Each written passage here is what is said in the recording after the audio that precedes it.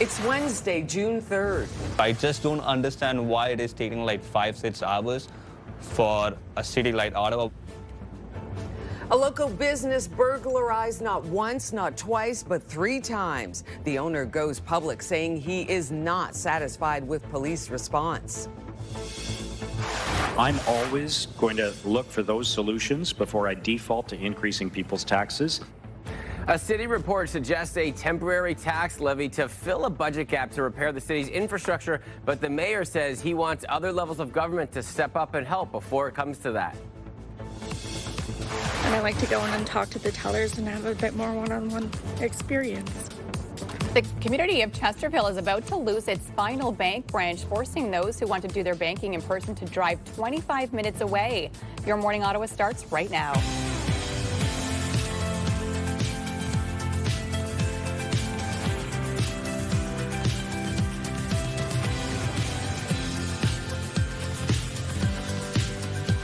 Good morning to you. Come on in. I'm Rosie Edda. Happy Wednesday, everybody. I'm Willie Yellow. And I'm Melissa Lamb. And coming up a little bit later on the show, I'm not going to give you many details. All I'm going to say is, before the 7 o'clock hour, you want to make sure you're still watching because we have a big surprise for you coming up in about 40 minutes or so. I can't wait. To it. And I know an individual who's extremely excited about right. it. Cannot wait for that. But we're going to get to today's top stories right now. An Ottawa business owner is speaking out after having his business broken into repeatedly. He alleges that when he called to report the crime, police took several hours to show up.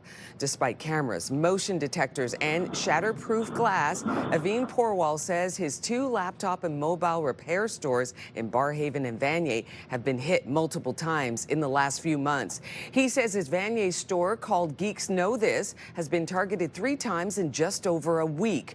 2 burglaries and 1 attempted break-in. His Barrhaven location was broken into in April, shortly after opening, and 1 week later, thieves tried to get in again. He says officers took several hours to respond to some of the break-ins, and after reporting Monday's theft, he says more than 24 hours passed before he heard from police. I just don't understand why it is taking like 5-6 hours for a city like Ottawa. In the Vanier location, we reported the incident in the morning around 7:15. At that time, they told me that our break-in teams usually start at 8:30. So call us after 8:30, or your information will go in voicemail. In a statement to CTV News, Ottawa police say 2 people have been arrested and charged in connection with the Barrhaven burglary. The statement says the Vanier incident is under investigation and response times can vary depending on other priority calls occurring at the same time. Drivers are being warned of big changes coming to auto insurance. As of July 1st, laws are changing, giving drivers cheaper options for monthly payments, but that also means not having coverage for some things currently considered basic. So the province says that this is to help with affordability, but some lawyers and cycling advocates warn the impact could be deeply felt by several parties if they opt out and then get sued for something like being at fault for hitting a cyclist. That could mean the cyclist is delayed in getting compensation that could cover lost wages, but the driver could pay out of pocket depending on a civil court ruling. With these changes, we're anticipating a lot more financial pressure, frankly, on cyclists who've been involved in accidents and are unable to work. Many cyclists do not have their own form of car insurance policies that they could control and make sure they have access to these benefits. Which means a lot of people who are going through the recovery process, going through the litigation process, they may find themselves more so pressured to try and access other forms of government benefits. The Insurance Bureau of Canada says standard medical rehabilitation and attendant care benefits will stay the same. Items like death benefits, income replacement, and damage to personal items will be optional. You can opt out at renewal time or keep your current coverage the same, but if you are just signing up, you are encouraged to educate yourself on every detail of your plan. City councillors spent Tuesday debating how to pay for the city's struggling infrastructure. One city staff report suggests increasing taxes to fill the gap. City staff say the infrastructure funding gap has ballooned to just under $230 million a year. The report suggests an infrastructure levy is an option to help provide long-term predictable funding. Ottawa's mayor says other levels of government need to step in and help before another tax is brought in. I'm always going to look for those solutions before I default to increasing people's taxes, especially during an affordability crisis. We heard today that we're already seeing people are struggling to pay their property tax bills on time this year because of the pressures they're facing. The cost of rent, the cost of food, the cost of everything has gone up significantly.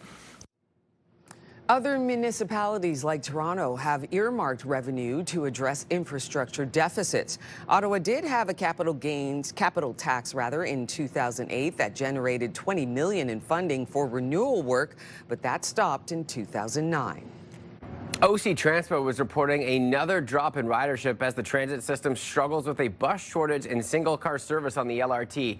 New data shows that there were 5.6 million passenger trips on buses and the O train in April, which is down from 5.9 million trips last April. That's the fourth straight month OC Transport reported a drop in monthly ridership. The new data comes as we learn more details about OC Transport's financial situation. The transit agency posted a $7.2 million deficit in the first quarter of this year, largely due to lower ridership. OC Transport says regular LRT service with double-car trains will resume on weekdays starting next Monday. A positive update on a story we brought you earlier this week. The black bear stuck in a tree in Richmond has safely come down. The family spotted the bear in a tree in their backyard Tuesday morning. It stayed up there all day. Animal control officers were hoping it would come down on its own at night, and it did. The homeowner says the bear climbed down, took a drink from the pool, and headed on its way. The final remaining bank in an Eastern Ontario community is withdrawing from the community. TD Bank says that it will close its branch in Chesterville, meaning customers will have to drive 20 minutes to get to the nearest location in Embrun. So that announcement comes just weeks after Chesterville's Scotiabank branch closed in May, making more too costly withdrawals from the North Dundas community. TD says that it examines foot traffic patterns and the number of transactions to access demand at the branch and adjusts operations accordingly. Scotiabank closed its Chesterville location May 13th, moving operations to Castleman, citing changes clients' preferences. I sell jewelry, so I have craft fairs and I come here and I make change in the bank machine. And I like to go in and talk to the tellers and have a bit more one-on-one experience. I like going to the bank, yeah. Because of age, we're getting old, so, playing with the computer with all of the gadgets and things like that bothers us a bit. They moved it now, the closest one is in Castleman, and I don't have a car. So I don't know what I'm going to do about that. North Dundas Mayor Tony Fraser says losing the banks will make it more difficult to promote the area to potential residents and incoming businesses. Uber has released its annual list of the things people have left behind on their rides last year in Ottawa and across Canada. In the top 10, no surprise here, phones, wallets, purses, backpacks, headphones, and keys. Here in Ottawa, someone is missing a red bathing suit after leaving it in an Uber. Oh, I was wondering where that was. Baywatch party? Some of the more unique items left behind across Canada include a frozen turkey in Toronto, a blue wig in Edmonton, and a violin in Montreal. That could be a little pricey. Yeah. Absolutely. Yeah, I feel like the frozen turkey, that person just went, nah, forget it. It's too heavy. I'm just going to leave it in here. Yeah, absolutely. At that point, too, it's like, how much has this thing thawed? Is it even safe to eat? Where's this turkey been? How many people have sat on it in the back seat? Tuck that baby out. You forget about that one. But with the cost of meat, someone lucked in getting a frozen turkey. You're right, too. That's where we need the violin for some sad music, right? That was lost. Yeah, in a red bikini or red bathing suit. Yeah, we don't really know. All of the items. Your forecast today, well, I could tell you this. It's definitely bathing suit weather in Ottawa today. Yeah, baby. It's going to be a beautiful day ahead, way above seasonal, a high of 28. That sun setting at 8:44 again tonight. Temperatures right now still a little cool. Might need a little light sweater if you're heading outside. We're sitting at 11 degrees this hour in Ottawa. Sun is already out. It is 10 in Cornwall, 11 in the Valley, 8 in Kingston this morning, 13 over in Trenton, Montreal. in our skies today, it will be absolutely beautiful. Lots of sunshine. We won't really have to worry about rain until Friday. The rain is coming in a little bit sooner than we expected. So Friday, this is at nighttime. That's when we're expecting some rain late in the evening. Overnight, if you have Friday night plans, it could get a little wet, so keep that in mind. It will continue to rain early in the morning hours on Saturday, but then clear up into the afternoon. Winds today, west winds gusting around 20 kilometers an hour. You can see very nice and light winds into the day ahead. So hardly feeling any winds at all into your afternoon. Temperatures today reaching a high of 28. So average is around 22 degrees. We'll be well above that this afternoon. Same within the valley, 27 for Cornwall, Brockville, as well as in Kingston. Bancroft today out in the valley also sitting at 28 in Petawawa, Gatineau, 25 for Mont Tremblant, slightly warmer in Kittagan-Zibi, sitting at 29 today.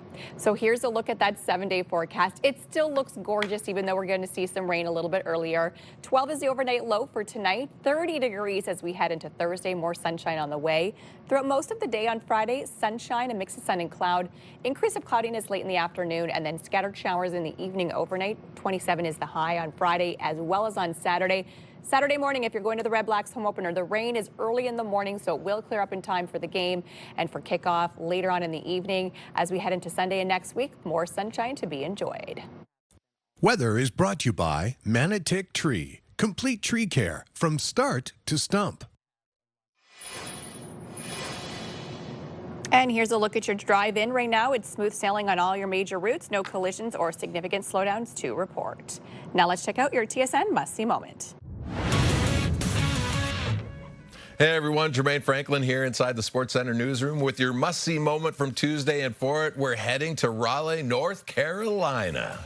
Game 1 of the Stanley Cup Final just moments after the opening faceoff. Shea Theodore can't keep the puck in, and Nick Ehlers takes full advantage, keeps on the 2-on-1, and snipes his first of 2 goals in the opening frame. After so many years of playoff disappointment in Winnipeg, the former Jet scores the 3rd fastest goal to open a Cup Final just 25 seconds into his first Cup Final game. Definitely worth your must-see moment. And with that, Game 1 in the books. It's the association's turn to take center stage tonight. Game 1 of the finals begins. Wemby and the upstart Spurs hosting Jalen Brunson and the Knicks. Coverage begins at 8 Eastern on TSN 3 and 4. Have a great day.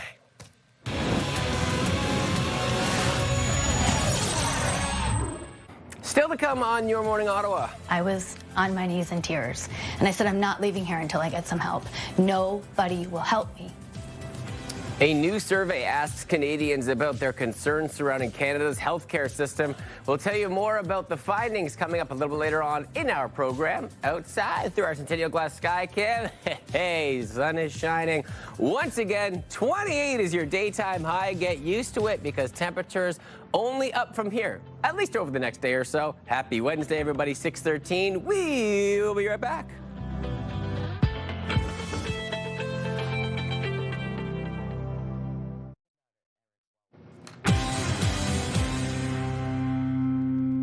.15, welcome back. Here are the big stories we are following today on Your Morning Ottawa. A local business owner is speaking out after his businesses were robbed 3 times in a matter of months. He says he's not satisfied with police response. Ottawa Mayor Mark Sutcliffe says a tax levy would be a last resort as city staff recommend a temporary tax increase to fill a budget gap to repair municipal infrastructure. And the Las Vegas Golden Knights have taken Game 1 of the Stanley Cup Final. Your full newscast in 15 minutes, but first, a check on the weather. And I think we'll be very happy for a 3rd, 4th, 5th straight day. Temperatures climbing all the way up to 28 degrees. And we're already seeing that sunshine poke through this morning into the low teens currently. Sun will continue today, tomorrow, potentially into your weekend as well. Mother Nature, we thank you. Melissa, we thank you. A beautiful Wednesday ahead. Let's take a peek at your roads at this hour, shall we? Just after 6:16, everything smooth sailing at this time as that sunshine pokes through. Just a reminder, 417 east and westbound lanes near Pinecrest and Greenbank. Continuing to see construction in both areas, so it will be a little bit slow starting in about an hour or so.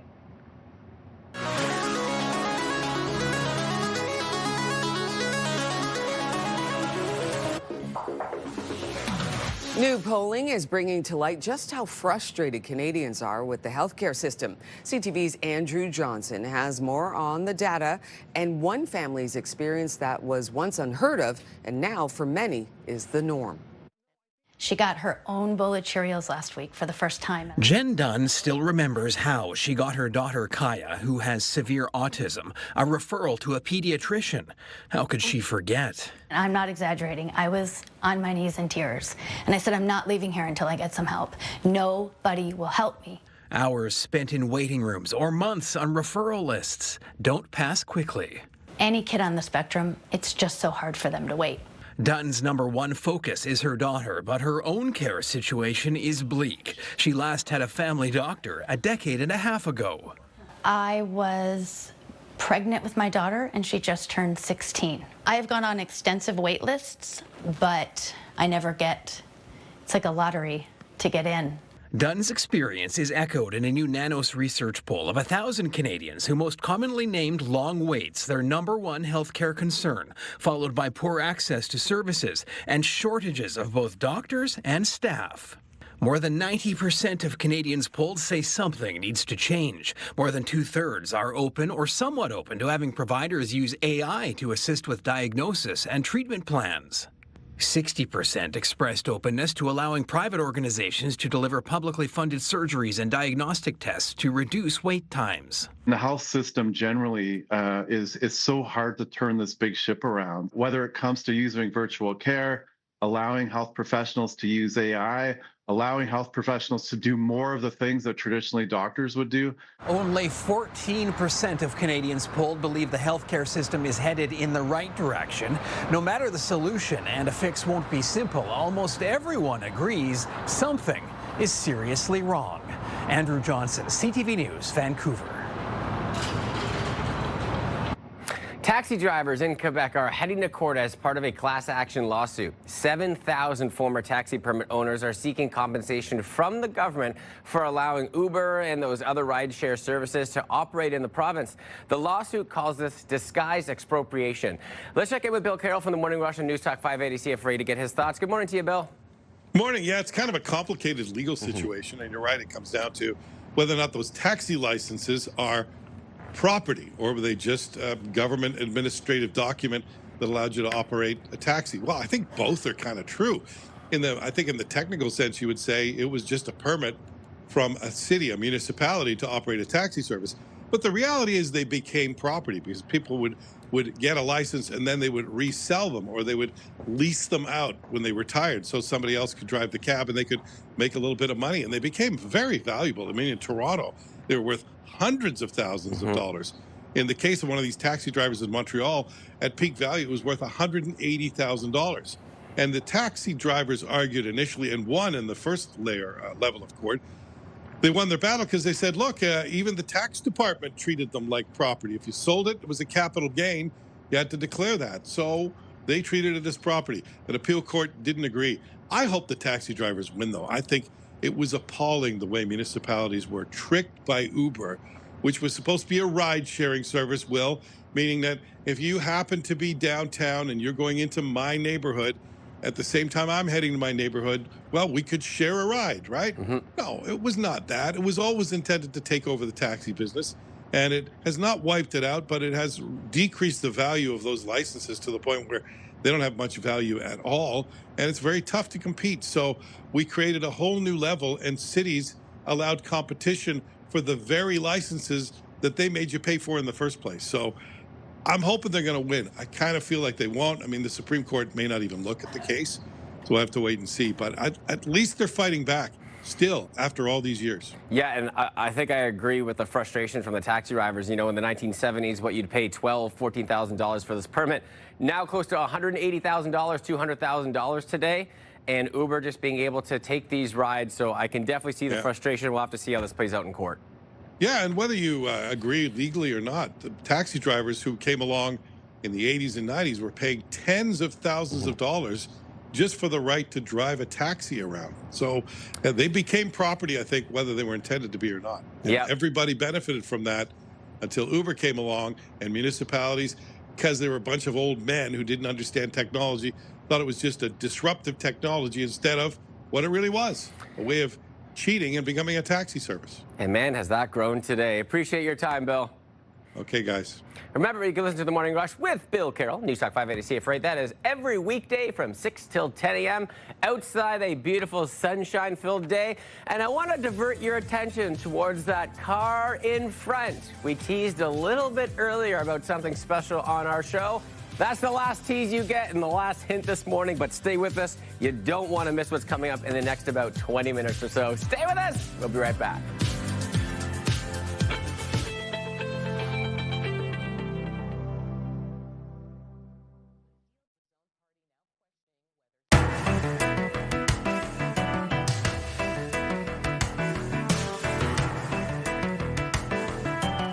It's Summer Fashion Week on Your Morning Ottawa. Today on our show, we are asking for your comments on summer fashion faux pas. What's your biggest fashion no-no during the summer months? Let us know your thoughts. Email us at yourmorningottawa@ctv.ca. Melissa. Should I start? Yes. Okay. I have one that's a faux pas pretty much all year round, but especially in the summer because we tend to wear sandals more. Ill-fitting shoes. So when you have sandals and your toes sneak over the sandal, that's a no-no. They're supposed to fit behind the toe, not over and around the toe. We don't need any creepy claws out come summer months, right? Like, that's what it looks like. So just buy a size up, buy a size bigger, make sure your toes are behind the sandal, and then all is well. So that's my one fashion faux pas, and I find you notice it a lot on the red carpet, that these celebrities buy these shoes that are too small. And I don't know if it's because maybe their stylist got the wrong size, but a lot of times their toes creep over the sandal and it looks like little claws. It's not cute. It's not cute. When we talked about this yesterday, it was so funny because you were like, I got one. I'm very passionate about this. It's just laughing because it's like, it's such a good faux pas to have because you can tell, like, it's true. Like, you truly do not like it. And if you want to do it in the winter, that's fine. We can't see your toes because it's a closed toe shoe. If you want to cram them in there, go for it. But come the summer, please don't. We're going to be hearing from you later on in the show. We are asking, what is your biggest summer fashion don't? Send us your comments at yourmorningottawa@ctv.ca. We'll be right back, 6:27.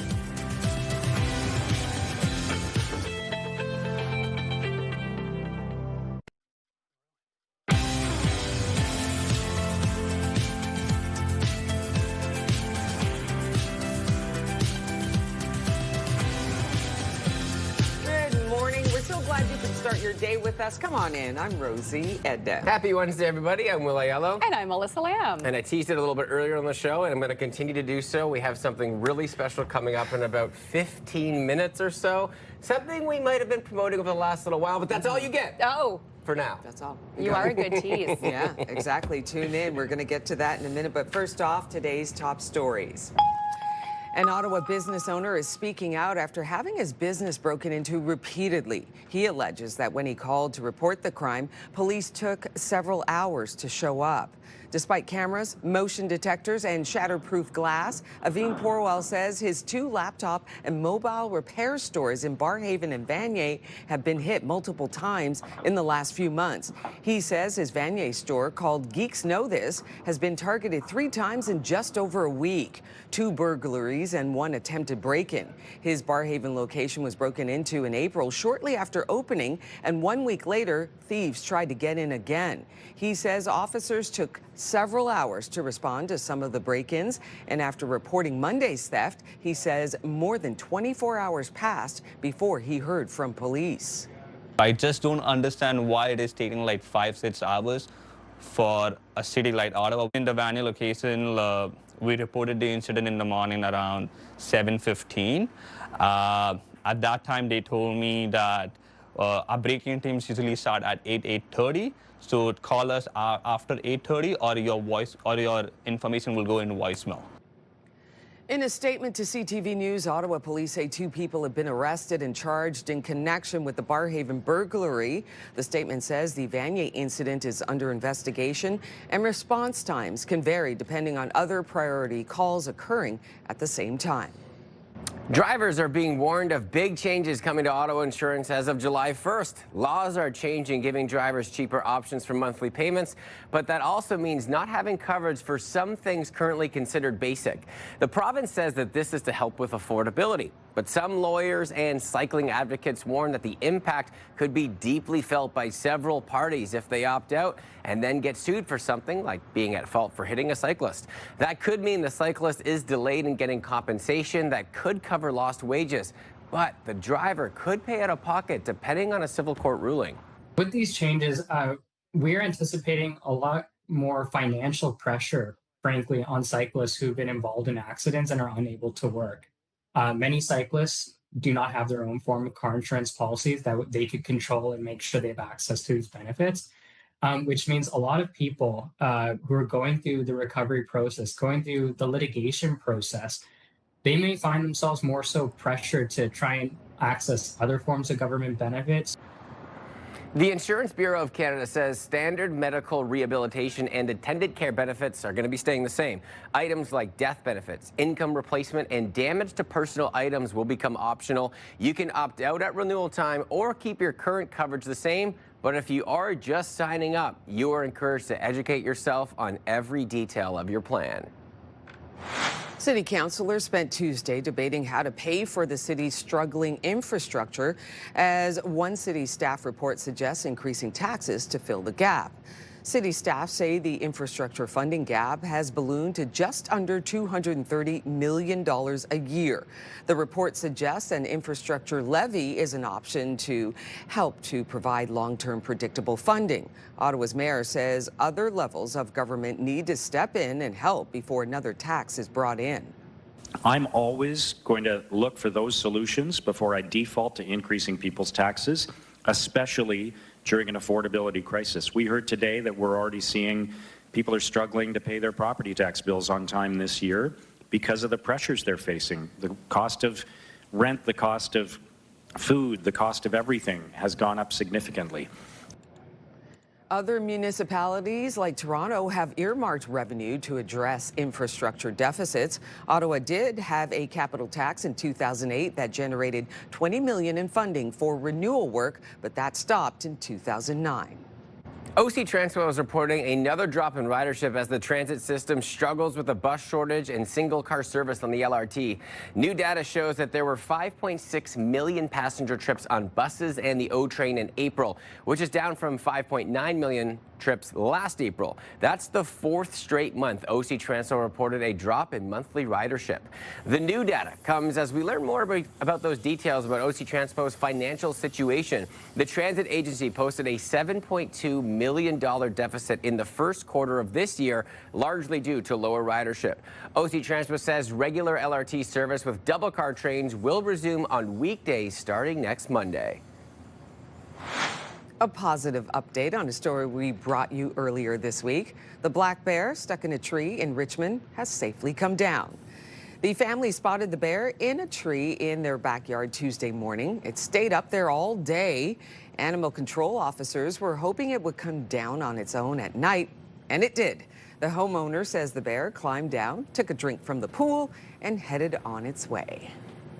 The final remaining bank in an Eastern Ontario community is withdrawing from that community. TD Bank says it will close its branch in Chesterville, meaning customers will have to drive 20 minutes to get to the nearest location in Embrun. So that announcement comes just weeks after Chesterville's Scotiabank branch closed back in May, making more too costly withdrawals from the North Dundas community. TD says that it examines foot traffic patterns and the number of transactions to assess the demand at the branch, and then it adjusts operations accordingly. Scotiabank closed its Chesterville location May 13th, moving operations to Castleman, citing changes that have client preferences. I sell jewelry, so I have craft fairs and I come here and I make change in the big machine, and I like to go in and talk to the tellers and have a bit more one-on-one experience. I like going to the bank, yeah. Because of age, we're getting old, so, playing with the computer with all of the gadgets and things like that bothers us a bit. They moved it now, the closest one is in Castleman, and I don't have a car. So I don't know what I'm going to do about that. North Dundas Mayor Tony Fraser says losing the banks will make it more difficult to promote the area to potential residents and incoming businesses. The final two teams left in the NHL playoffs battling it out in Game 1 of the Stanley Cup Final last night. 3.5 to go. Hurdle into the dot to Sissons. Back for Hurdle. He scores! It was a hot start for the Canes. They scored 25 seconds into the game, but a big comeback by Vegas, well, lets them take it 5-4. Thomas Hurdle wins the game with a late goal in the third period. Game 2 goes tomorrow night. So Carolina scored within those first 30 seconds. Ehlers went down on a 2-on-1. And it was the crowd started to rise, and then bang, off the post and in, and it erupted. And you knew right from that point that it was going to be a phenomenal game, and it was. Yeah. I love when you see a battle, right? We don't want anybody sweeping in the Stanley Cup Finals. So no.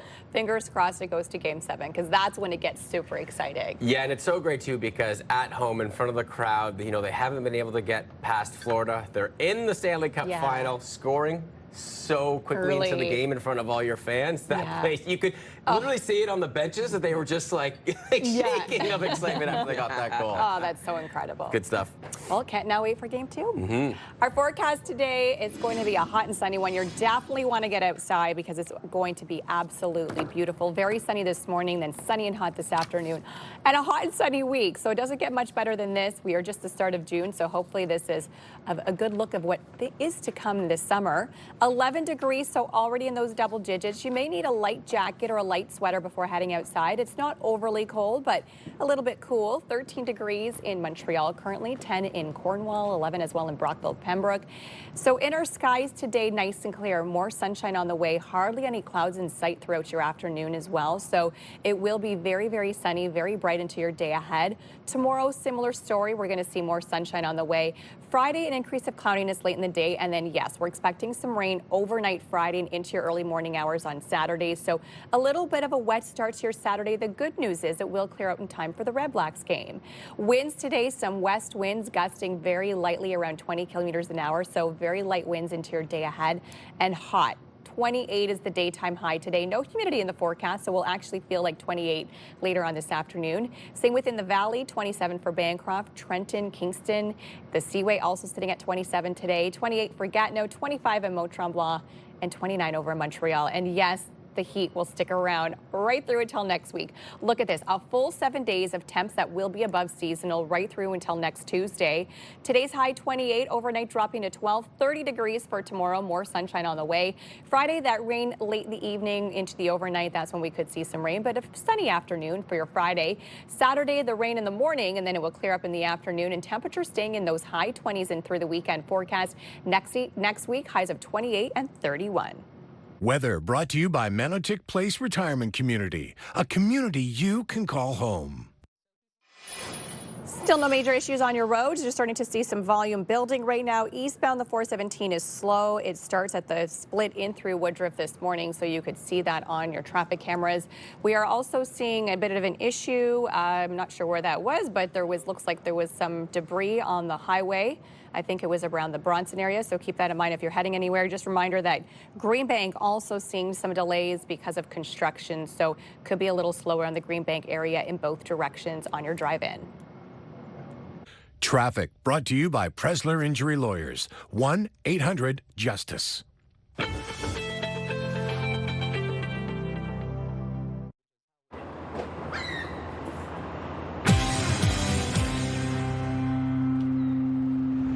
Welcome back to Your Morning Ottawa. We are outside live in front of our studio, 87 George Street, and Will has been teasing this all morning long, and now we are going to get to this really, really special announcement here. This is pretty incredible. I think a car is rolling up here. Oh, right, Bean Car, Chevrolet, a beautiful EV coming up, and it looks like we've got a winner.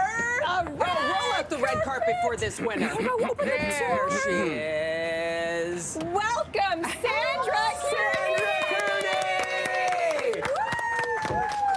Sandra Kearney has been playing throughout our entire $20,000 Pay Your Bills contest, and you're the winner!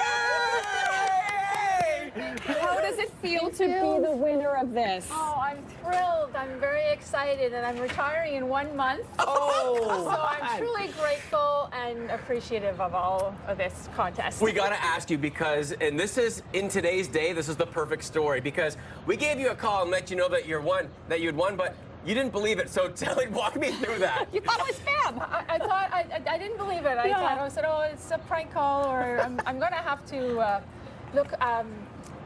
look up this Robin person, if it's really true. And yes, she's with Bell Media. So then Derek called me and I said, fantastic, it really is true. Well, here's further proof to show that it really is true. How does it feel right now? Oh, I'm $20,000. I'm thrilled. I'm very excited, and I'm truly appreciative and grateful for this opportunity and having this contest Sandra, win. you winning.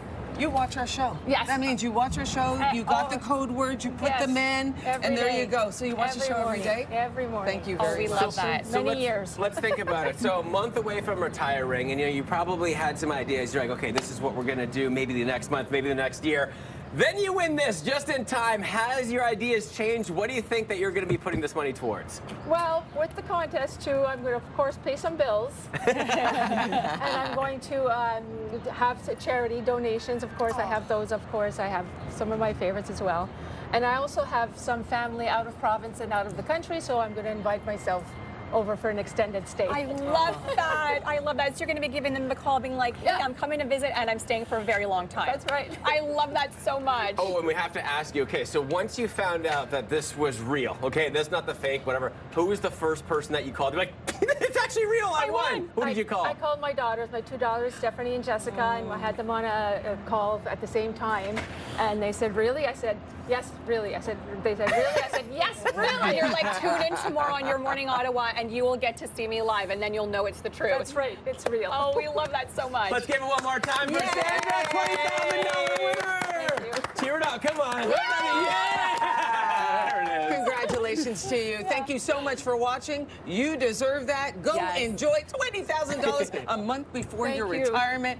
So much to enjoy. Thank you so much again, Sandra. Congratulations to you. We're going to be right back after this break here. Let's cheer on Sandra once again. Woo! You're watching Your Morning Ottawa.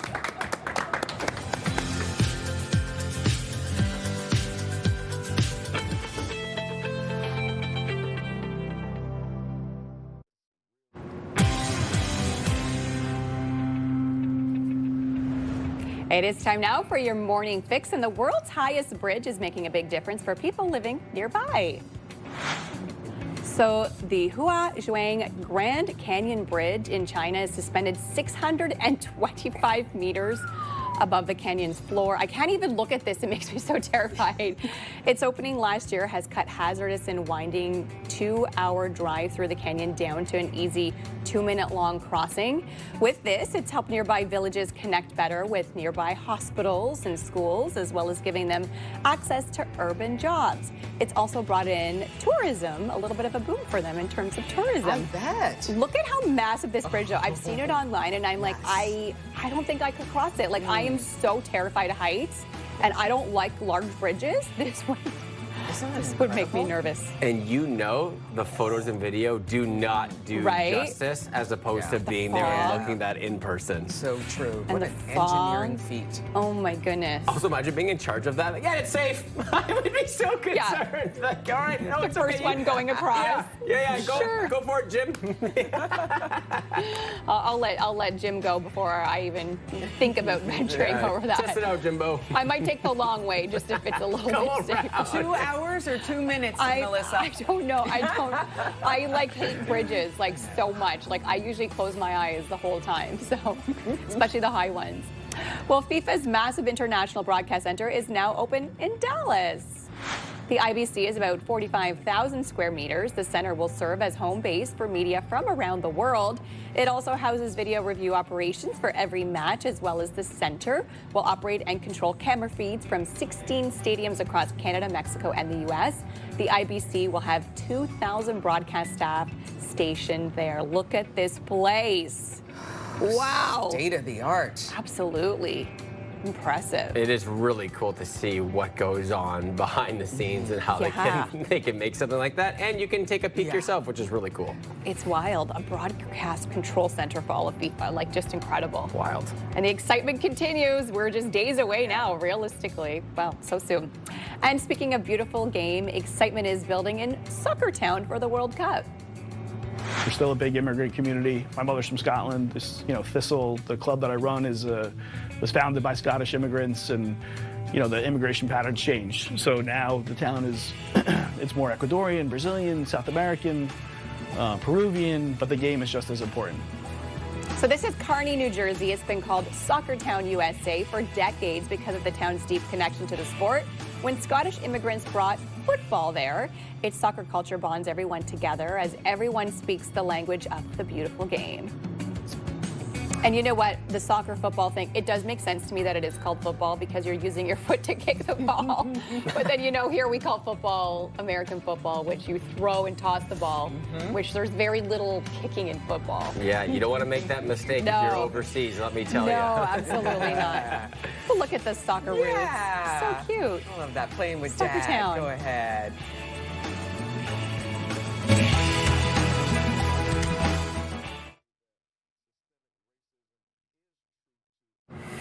Today on Your Morning Ottawa, we asked for your comments on what's your biggest fashion faux pas during the summer months, and here's what some of you had to say. Danielle says, sandals and socks? Yuck. Would you rather the sandals and socks or the toes over the sandals, though? That is the question now for me. How about the socks on the sandals hovering over the sandals? What do you think about that? With one little toe poking through a broken sock. Nope. Debbie says no more Daisy Duke shorts. Yes, I still see people wearing them. Oh, yeah, absolutely. definitely I popular. do see people wearing them still as well. Catherine says, for me, it's when everyone has their belly out. I know crop tops are in and people should wear whatever makes them feel good, but personally, I'm more of a cute summer dress and a little more coverage kind of girl. Maybe I'm just showing my age. Well, you know what? You're entitled to your opinion, Catherine. Thank you for that. Chloe says, my fashion don't is socks with sandals. I hate the look of them together. They do not belong together, and it's summer. Why are you wearing socks? This is true. Okay, can I make just a little rant here? Can I just go on a little fashion faux pas rant? It has nothing to do with what we wear, because I agree, wear what you want to wear. I'm talking to the manufacturers. Why is it that all of a sudden all the materials for shirts and tops are paper thin? Everything is see-through now. It's like, what? This material will not last 3 washes. Make the material a little bit thicker so that they can be more durable and last. That's all I'm going to say right now. That's I also find the socks and sandals, I've had to do it when I wear compression stockings, and sometimes I'll put my sandals on to pick up my kids. I know it's a fashion faux pas, but do what you gotta do. Don't hate me. It's not comfortable because your foot slides in the sandal. I'm like, how do people do this all the time? Like, it's not, a sandal is not meant for a sock. Yeah. Especially the sandals where it has like the indent that goes between your big toe and that toe, with the sock like making the indent inside. There you go. I'm like slipping and sliding. It's like, I need my We're starting sneakers. our own conversation here. Why don't we keep this conversation going? We're asking what's your biggest summer fashion faux pas. Send us your comments at yourmorningottawa@ctv.ca. Here's a live look through our Centennial Glass Sky Cam. Melissa telling us it is going to be gorgeous and hot this afternoon. Highs in the upper 20s. 6:57. You're watching Your Morning Ottawa. We'll be right back.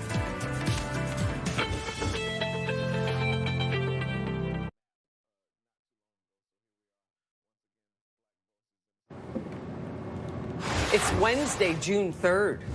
I just don't understand why it is taking like 5-6 hours for a city like Ottawa. A local business burglarized not once, not twice, but 3 times. The owner goes public saying he is not satisfied with police response. I'm always going to look for those solutions before I default to increasing people's taxes. A city report suggests a temporary tax levy to fill a budget gap to repair the city's infrastructure, but the mayor says that he wants other levels of government to step in and help before it comes to that. And I like to go in and talk to the tellers and have a bit more one-on-one experience. And the community of Chesterville is about to lose its final bank branch, forcing those who want to do their banking in person to drive 20 minutes away.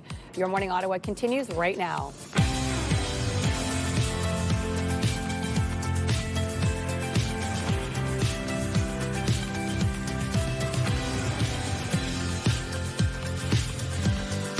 Good morning to you. Just after 7 o'clock. Come on in. I'm Rosie Edda. I'm Willie Yellow. And I'm Melissa Lamb. And once again, Melissa, we have nothing but praise for you because it's going to be a beautiful day. You've been crushing it this week, but those temperatures are getting warmer and warmer. And hotter, and I love it so much. It's going to be absolutely beautiful over the next few days.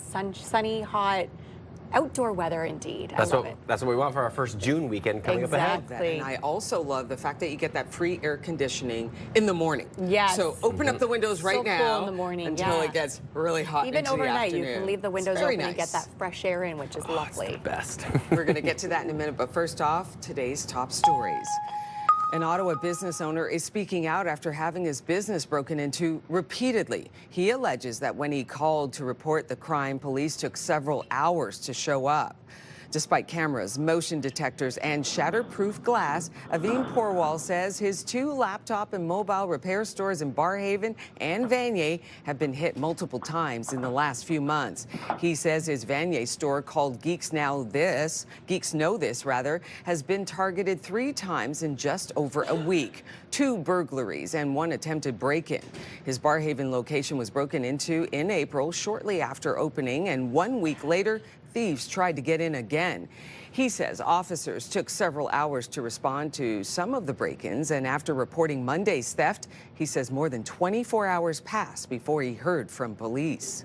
I just don't understand why it is taking like 5-6 hours for a city like Ottawa. In the Vanier location, we reported the incident in the morning around 7:15.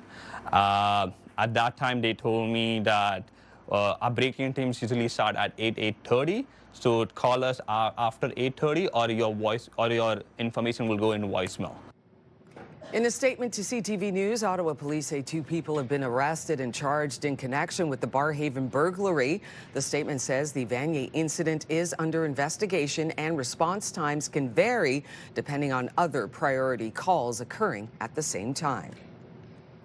Drivers are being warned of big changes coming to the auto insurance. As of July 1st, laws are changing, giving drivers cheaper options for monthly payments, but that also means not having coverage for some things currently that are considered basic. The province says that this is to help with affordability, but some lawyers and cycling advocates warn the impact could be deeply felt by several parties if they opt out and then get sued for something like being at fault for hitting a cyclist. That could mean the cyclist is delayed in getting compensation that could cover lost wages, but the driver could pay out of pocket depending on a civil court ruling. With these changes, we're anticipating a lot more financial pressure, frankly, on cyclists who've been involved in accidents and are unable to work. Many cyclists do not have their own form of car insurance policies that they could control and make sure they have access to these benefits. Which means a lot of people who are going through the recovery process, going through the litigation process, they may find themselves more so pressured to try and access other forms of government benefits. The Insurance Bureau of Canada says standard medical rehabilitation and attendant care benefits will be staying the same.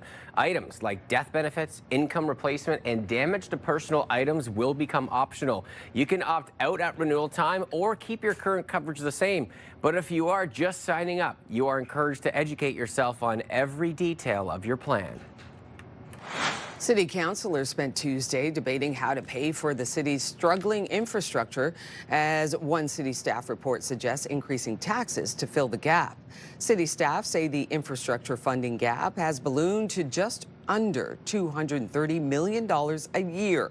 The report suggests an infrastructure levy is an option to help to provide long-term predictable funding. Ottawa's mayor says other levels of government need to step in and help before another tax is brought in. I'm always going to look for those solutions before I default to increasing people's taxes, especially during an affordability crisis. We heard today that we're already seeing people are struggling to pay their property tax bills on time this year because of the pressures they're facing. The cost of rent, the cost of food, the cost of everything has gone up significantly. Other municipalities like Toronto have earmarked revenue to address infrastructure deficits. Ottawa did have a capital tax in 2008 that generated $20 million in funding for renewal work, but that stopped in 2009. The final remaining bank in an Eastern Ontario community is withdrawing from the community. TD Bank says that it will close its branch in Chesterville, meaning customers will have to drive 20 minutes to get to the nearest location, which is in Embrun. That announcement comes just weeks after Chesterville's Scotiabank branch closed in May, making for 2 costly withdrawals from the North Dundas community. TD says that it examines foot traffic patterns and the number of transactions to assess demand at a branch and adjusts operations accordingly. Scotiabank closed its Chesterville location May 13th, moving operations to Castleman, citing changing client preferences. I sell jewelry, so I have craft fairs and I come here and I make change in the big machine. And I like to go in and talk to the tellers and have a bit more one-on-one experience. I like going to the bank, yeah. Because of age, we're getting old, so, playing with the computer with all of the gadgets and things like that bothers us a bit. They moved it now. The closest one is in Castleman, and I don't have a car. So I don't know what I'm going to do about that. North Dundas Mayor Tony Fraser says that losing the banks will make it more difficult to promote the area to potential residents and incoming businesses. A rare phenomenon has been spotted emerging from an active volcano in Hawaii. Cameras installed by the United States Geological Survey captured this whirlwind twisting from Hawaii's Kilauea volcano yesterday. Kilauea is one of the world's most active volcanoes, where there have been frequent eruptions for well over a year. Yeah, the atmosphere just above volcanoes, it's its own atmosphere. It creates its own weather. You'll see lightning and thunder because, that intense heat that's coming up. Yeah, the air crazy. just goes boom. It's really quite fascinating stuff. And it's fascinating to see as well now that there's a camera there for us to, enjoy. Well, I could sit there and just right. Because many people go and travel just to see it up close, but it can be really dangerous. Yeah. There's many documentaries out there about people traveling, but now we can see it from a safe view. I love that. And we do have your weather picture of the day today, and Linda sent this to us. It's Kayla, the dog, and she says, it's hot today. My older girl, Kayla, had to stop and smell the flowers while she rested in the shade. So cute. Weather picture brought to you by Box Me Up. Moving, staging, renovating, just box me up. And we would love to see your weather pictures as well, and you could be featured right here on the show. Weathershots@ctv.ca. Again, the email address, weathershots@ctv.ca. I have a feeling we're going to start to see some pool weather pictures very shortly, because definitely pool weather today, tomorrow, and in through the weekend. High of 28 this afternoon. The sun setting tonight at 8:44. So a long full day that you can just lounge in the pool, relax, and enjoy the sunshine.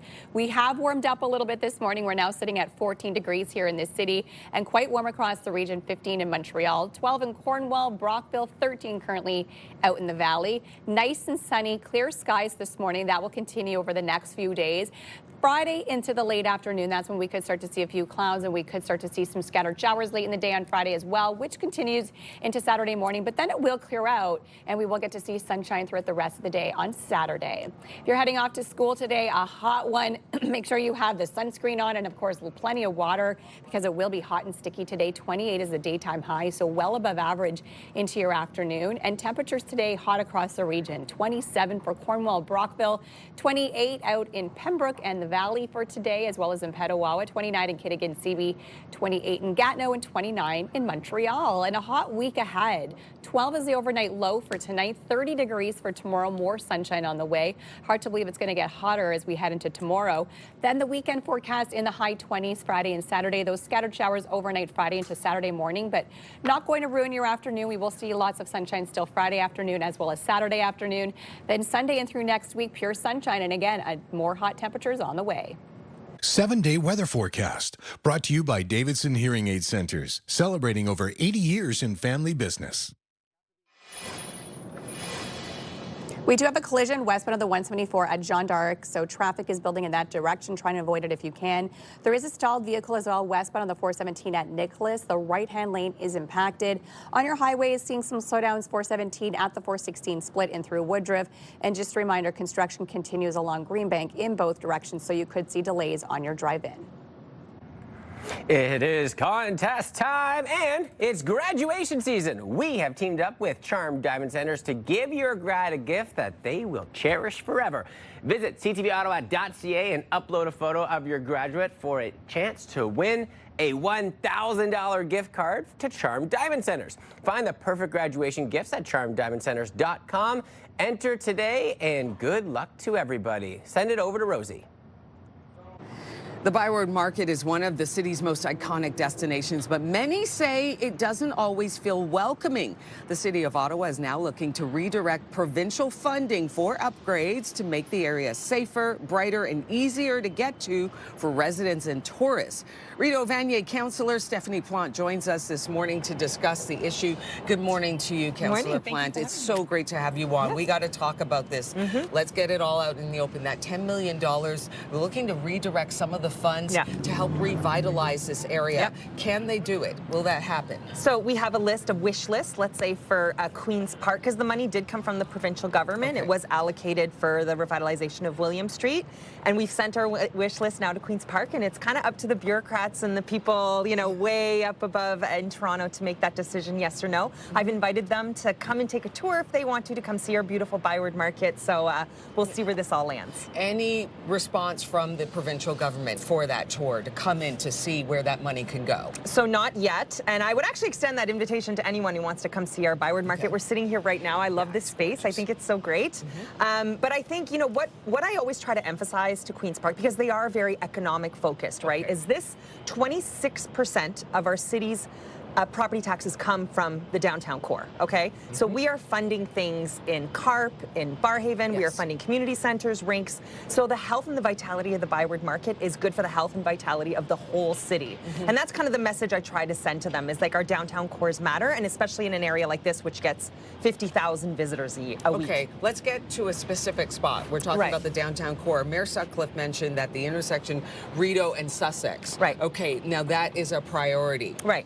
Are there initial plans for that area? So we do have some plans to clean up that underpass, you know, add some cameras, add some lighting, add some public art, absolutely. And we also know, and I do want to express this, it is a gathering place for the Inuit community. You know, I don't want to diminish that in any way. So we are looking at some spaces that we can allocate for that, because people have said that they are uncomfortable taking that underpass. And we don't want people crossing on foot at Rideau and Sussex. Can I just tell you, I'm one of those people. Yeah, no, understand. I felt very uncomfortable, and I actually would be one of those people crossing on the road illegally because it just became such a point where it felt very unsafe. But I noticed nobody's there anymore. They've cleared out that area.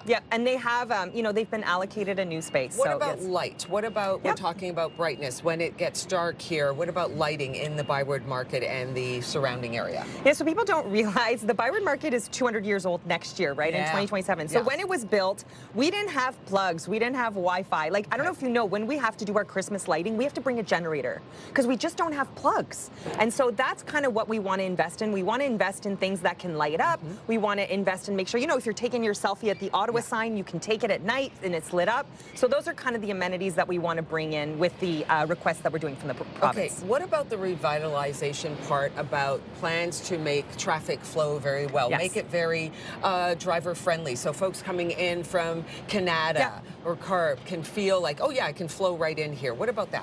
So you know I want my underground parking. This is like my big wish list, is this underground parking. And the other thing, and the Byward Market District Authority came with us as well as Ottawa Police, is we want bollards. We want bollards in the Byward Market. So if we want to pedestrianize, those bollards just go up. It makes it a safe gathering place if you're watching the World Cup or doing whatever. And then during the day, those things can go down so people can flow through the Byward Market. They're very expensive. They are not free. They are not free. So what they say, what about that? So that's going to be, this is not part of this $10 million request, but that will be part of a larger infrastructure request. You know, infrastructure is all in the news these days. So, so tell us about the timeline here. We don't have much time. The timeline for all of these possible changes. So we hope to hear from Queen's Park soon about these smaller requests that we are making for some changes into the Byward Market. And then with the 200th anniversary next year, we will be making a larger ask, including, by the way, you and I have talked about this daycare for extended hours for people who don't work 9 to 5. We're going to be making a request from upper levels of government. But, you know, for the upper levels of government to fund those, they want to know the Byward Market is safe. They want to know that it's welcoming. And it's our job as a city to make sure we put things in place to make that happen. Rideau Vanier, Councillor Stephanie Plante, thank you so much. Thank you so much. Thank you. Will. And coming up on the show, we are learning more about the Integrated Treatment Center currently under construction at CHEO. Our guest is sitting by in the Your Morning Ottawa Lazy Boy Lounge, nice and cozy, as the countdown to the CHEO Telethon continues, which is this Saturday. Another great conversation coming up after the break. Outside the Centennial Glass Sky Cam, a gorgeous day. We bow down to Melissa. Thank you. 28 degrees. Winds are calming. Sun is shining, and June is in full stride. Stay with us. We'll be right back.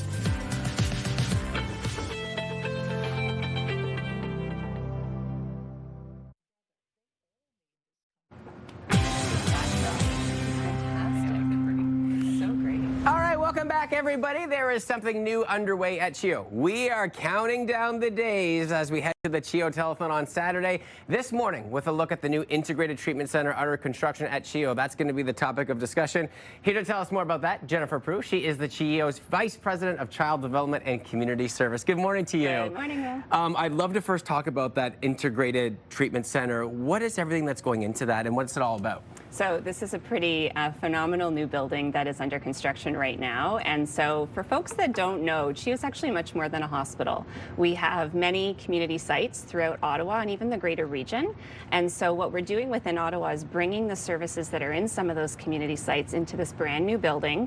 It will be purpose-built, modernized with all of the most, latest and greatest technology to support kids and families. And so think about services like development and rehabilitation, our neurodevelopmental health care, so kids with autism that need support, outpatient mental health support, school-based and home care support teams that can touch down there as well. And so the goal is to have a space where we can integrate those teams together. Families can come to one place. They can have the care that they need. They don't have to be visiting multiple different sites or teams. And so it's pretty special. That's amazing, because it's already such a difficult time when you're having to use CHEO services and to be jumping around, just the anxiety and the travel and the tiresome that comes with that. Right. When you look at what's happening right now compared to when that treatment facility is going to be available, where are you going to see the biggest strides for these families? Right. And so right now, and I think this is probably a familiar experience to a lot of families, there's multiple entry points to receive care. And so what we're going to be able to do is create a simplified, streamlined access point so that depending on what you need, there's one sort of number to call, one place to go, and we'll have the team in the background to know where to help direct you to the best care. And what we really want to make sure that we're doing is understanding what's most important to kids and families. What is the need or the goal that they have? And how do we then make sure we have the right people to support them in that goal? We're going to have clinicians working in a much more integrated way. So right now we have different departments where you might go here for this piece of care and over here for another need that you might have. And so we're thinking about how do we actually bring that team to support you in a way that's sort of more flexible. And, they can jump in when there's a need that maybe we didn't see, when you first came to us. So a much more coordinated way. We know that families shoulder a lot of the burden of navigating the system. And so we're going to be introducing new ways of providing what we call care coordination. I think it's fair to say that it's going to be a game changer for families when they come to this facility. Sure. So we're talking about the brand new build. What's going to happen with the old CHEO? So not to worry. The old CHEO that we all know and love turned 52 this year is going to remain, and all the incredible care and services that people have come to know will stay. And so we are, as part of our 10-year redevelopment plan, there's a lot that we're doing to make sure that the older building is modernized and improved to deliver great quality and safe care. So things like modernizing our operating rooms, expanding and modernizing our emergency department, updating our pharmacy. So lots of good, important renovation work happening. I like that. Let's keep that good energy going. Yeah. What excites you the most about the opening of this? Because, you can see it as you're speaking, the smile on your face, because you know what families have to go through when they want to come to CHEO. So what are you most excited about with the future? Yeah, what I'm most excited about, there's two things, if I can say there's two things. One is that we have really helped to design not only the building, but the way we're going to be providing care in the building with families. So we heard from them right from the beginning, what do you need in this new building? What's going to make it so that your experience is more relaxing, more coordinated, more seamless. And so that's exciting to me because we've really brought that in to the physical design of the building. And now the way we're going to care for families and kids is equally co-designed and co-created with them. That's really exciting to me, not to mention the fact that we're bringing in some of the most groundbreaking technology and innovation, you know, things around robotics, how we're using augmented reality, thinking about brain-computer interface technology and innovation so that children who can't otherwise communicate would be able to. I mean, giving kids that sense of independence and freedom to be kids, it's so exciting. That's what it's all about, That's right? what it's all about. You know, taking away from their situation right now and doing what we can to make their lives a little bit more positive. If you had one word to describe your overall feeling for Saturday's CHEO Telethon, what word are you giving me this morning? Energized. Yeah! Yes. We're ready to go. I love it. Well, congratulations on all the work up to this point. I really appreciate your time this morning, and I can't wait. We're just days away at this point. Right. Thanks so much. All right, Melissa, back over to you. Well, coming up next here on Your Morning Ottawa, when was the last time you checked your smoke alarms? We discuss the importance of smoke alarm safety with Leanne LeBay from Ottawa Fire just ahead. And our guest is standing by in the Your Morning Ottawa Lazy Boy Lounge. We'll be discussing that topic very shortly. Here's a live look from our sky cam this morning on George Street. Bright and sunny to start off your day. We're sitting at 14 degrees with a high of 28 this afternoon. Good morning, Ottawa. It is 7:24.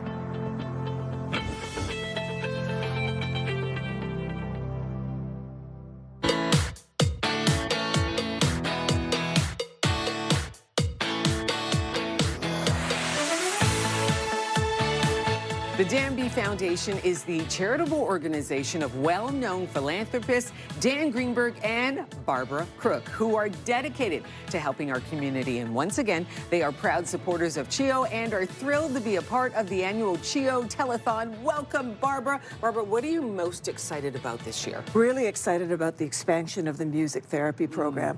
This is entirely donor funded, and thanks to increased donations, they've been able to expand the program. Music therapy is beneficial in so many ways. It reduces anxiety, perception of pain. It gives young people a sense of empowerment, and it's a great way for them to process complex emotions. This Miracle Match is sponsored by the Danby Foundation. All right, it is Miracle Match time. It is time now to start that clock. We've got Gord here from Pure Country 94. It is a really special time right now, Gord. Really special time for the next 2 minutes, less than 2 minutes now. We can stretch that dollar and double your donation. So say you got like 10 bucks in your pocket right now. We're stretching that to $20. Woo-hoo! This is thanks to Danby Foundation. Maybe you got 50 bucks lying around. 50 turns into 100. 250, that's 500 bones all going to CHEO for the Miracle Match. We have to thank Danby, as you just said. To be able to stretch your dollar, it just feels so good because we know that times are tight right now, but you take $10, it turns into 20. Hey, if you got $100, woo! That donation would be $200. We're not great at math, but we know that for sure. We know that. We know how to double your dollar. And right now, it's for such an incredible cause. When you think about CHEO, over 600,000 annual patients visits go there every single year. It's so important. And over 75,000 visits to the emergency department alone within 1 year. CHEO does so much. We're so lucky to have them in our community. Yeah, they do advanced research. It's a teaching hospital. I mean, it serves such a great, very, very large community here in Eastern Ontario and beyond. And beyond. And now we have, what, 40 seconds left to stretch that money right now, thanks to Danby. Okay, we got a special message coming in from Raya. Just 30 seconds left. Come now. That's Raya and Kayla, her mom. I And love isn't it. she adorable? Oh my God, so cute. She's a pro. First time doing this, she's a pro. Yeah, there you go. And this is the time right now to stretch your dollar. This is our Miracle Match time. We double it thanks to Danby Foundation. You donate $10, it turns into $20. It's so important And you right got now. less than, what, 10 seconds now? Like 5 seconds. Pick up that phone right now for the Miracle Match. 3 seconds. Come on, do it right now. Let's make it happen. And we will make things happen as well for our CHEO Telethon happening on June 6th at 4 p.m.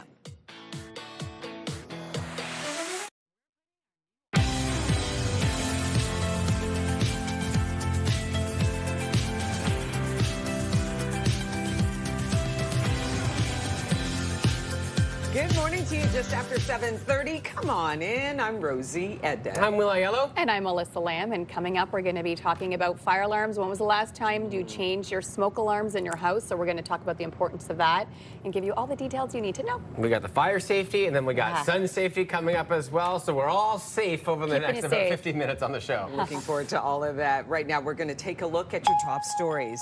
An Ottawa business owner is speaking out after having his business broken into repeatedly. He alleges that when he called to report the crime, police took several hours to show up. Despite cameras, motion detectors, and shatterproof glass, Avine Poroil says his 2 laptop and mobile repair stores in Barrhaven and Vanier have been hit multiple times in the last few months. He says his Vanier store, called Geeks Know This, has been targeted 3 times in just over a week. 2 burglaries and 1 attempted break-in.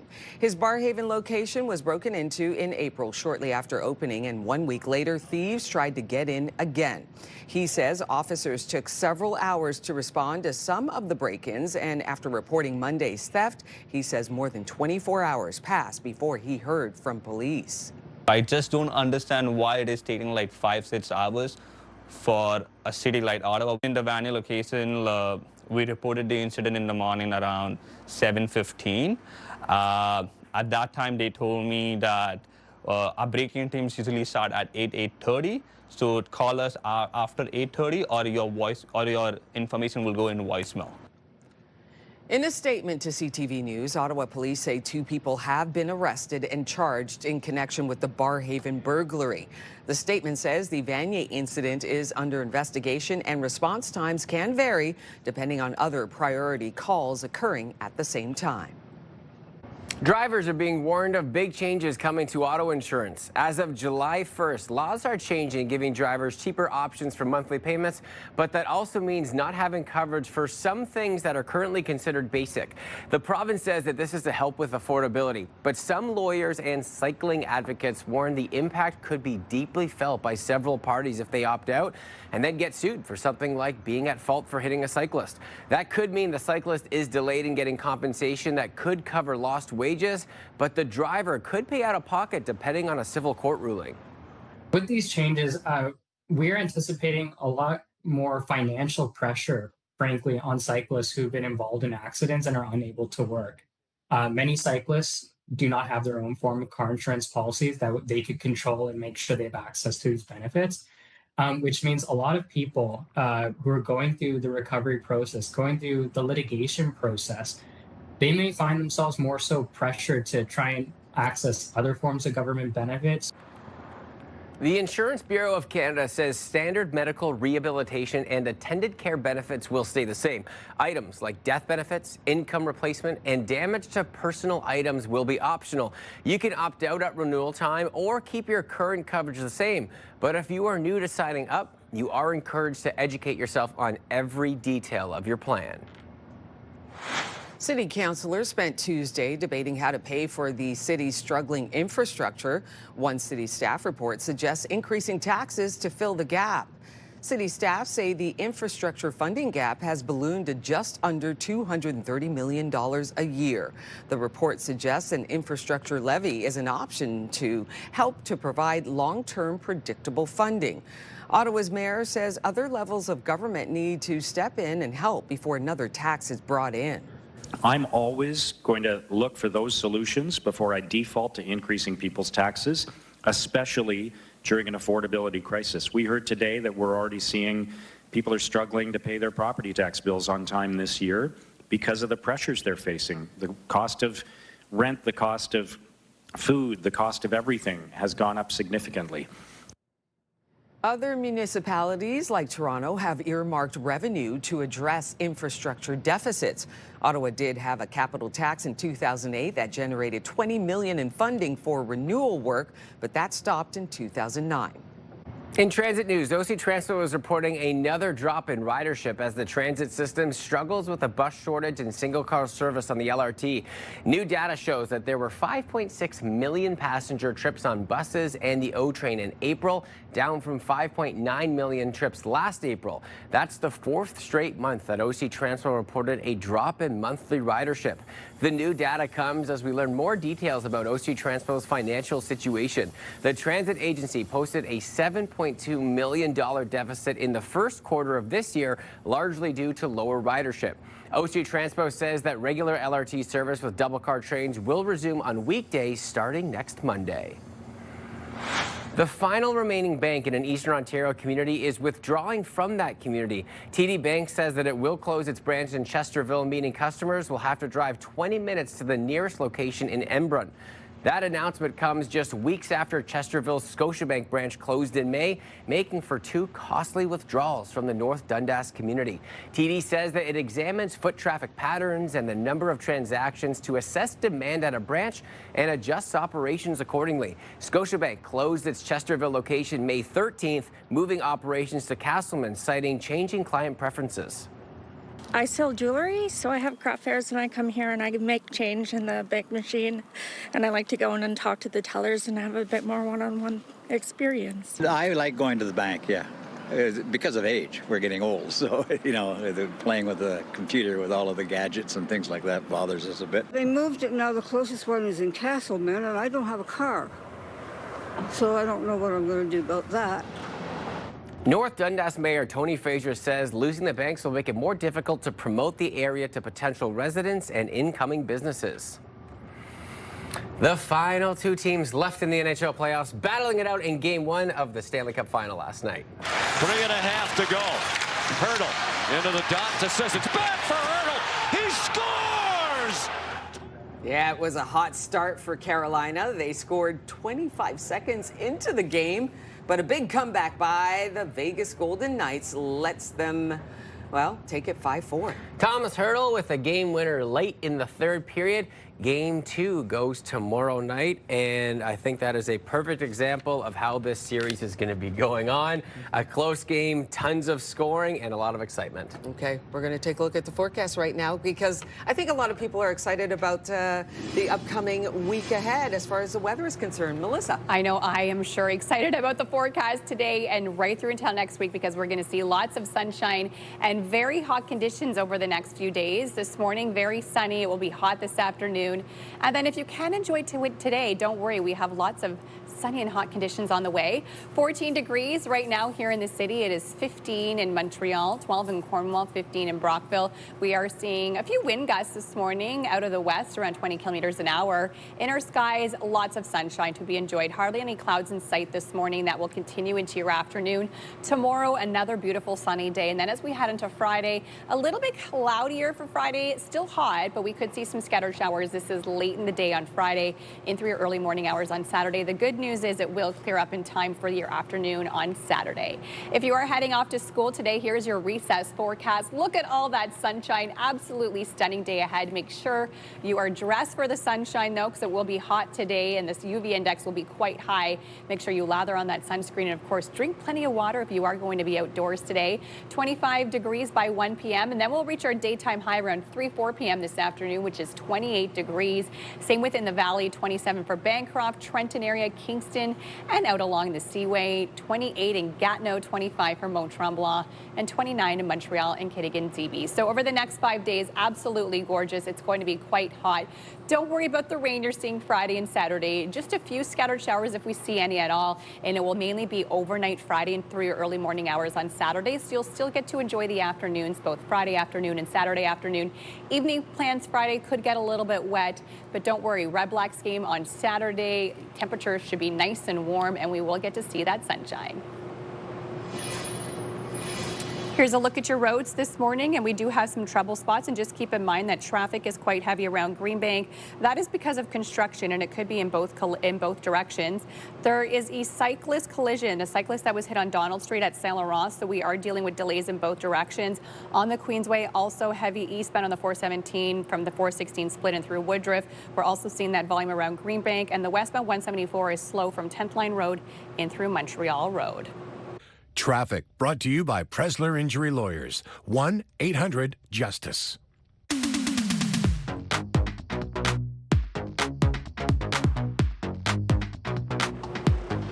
And it's time to talk fire safety this morning here on Your Morning Ottawa with Leanne from Ottawa Fire. Good morning to you. Good morning. Okay, let's talk about smoke alarms and what the people should know about smoke alarms. Yes, so smoke alarms really are a life-saving device. Yeah. They're required by law in the province of Ontario. And according to the fire code, you must have one on every level of your home and outside of all sleeping areas. Okay. Now, if they're in the bedrooms, that's even a bonus. Yeah. So please don't take them out just because I said that. We also have to remember that it's really important that we make sure that they're working. Yeah. So we need to test them monthly. Okay, so how should we do that? Yeah, so testing them is so simple. You can do it in one of two ways. So you've got either your test button on your alarm that you press and it will emit a loud noise, which we're not going to set off here because I don't want to scare the building. Makes sense. Wake them all up, but you'd press your test button and that will set it off. Or you could use a birthday candle, blow it out, and hold the smoke underneath to make sure it's activating as well. Okay. Your safer bet is always your test button. Yeah. But there is the other option And the to make beep sure means of it's that. working. Yes, Okay. it does. If you hear 3 beeps from it, that means that it's working. 3 beeps is always smoke. Yep. If you have a combination alarm, you'll have 3 beeps for smoke, 4 beeps for carbon monoxide. Okay. It's also important to always check your date of when it was installed. Oh, so 2006. Yeah, so they only last for 10 years. Okay. Because the material inside them will actually degrade and not function as it's intended to. So it's really important to stay on top of checking your expiry date and making sure that you're replacing them on time. And if they are a 10-year warranty or they'd last for 10 years, do you need to check them ahead of time or can you wait the 10 years? It's always recommended to keep an eye on them if you know when the date is and if you're coming close, because even though they are 10 years, there is the chance that they could go a little bit earlier. Some of them will give you a very nice end-of-life warning. Some of them, unfortunately, won't. The other important thing to remember, too, though, is when you are installing new ones, if your alarms are hardwired, so they're wired into the electricity of your home, you have to maintain that same level of protection. Okay. So I can't install a battery-operated one in the place of an electric one. Okay, that's some good advice. Tell us about the Wake Up Ottawa program. So this month we are starting our spring wake up and we're actually doing what I like to name the wake up shake up. We're changing things up a little bit. Okay. Last year and for the previous 20 years, we'd gone out for 1 week in the month of June. Now we're actually going to be doing it for almost the full month. We're going to be going out every Sunday. Watch for us between the hours of 10 and 4. You don't have to let us in your house if you don't want to, but we'll be there with fire safety information and we'll be coming around to specified areas that we will check your smoke alarms to see if they're working. If we don't visit you, please don't fret. It's still a great reminder for you to go and test them. Absolutely. And make sure that they're working. And now for someone who is wondering if they have the dual, if they have the carbon monoxide and the fire alarm in one, how can they do so? If they didn't buy it and let's say they bought a used house and they want to know. One quick way is by testing it. Yeah. Because it will give you the different notifications. But it will also say on the back if it does smoke or carbon monoxide carbon monoxide. Wonderful. So there are ways that you can tell. And how can people find more information? You can please go to ottawa.ca/fire. We have a ton of information on there about smoke alarms, carbon monoxide alarms, and even about our Wake Up program. Wonderful. Well, thank you so much for joining us here today and keeping us Thank you for all having safe. We will love it. Rosie. We are here at the Capitol Barbecue patio, and coming up after the break, we are paging Dr. Paul. We're talking sun safety. You do not want to miss it. It's a beautiful day out here, plenty of sunshine. Forecast looking to get up to a high of 28 degrees. Here's a live look through our Centennial Glass Sky Cam, and it is 7:45. You're watching Your Morning Ottawa. We'll be right back.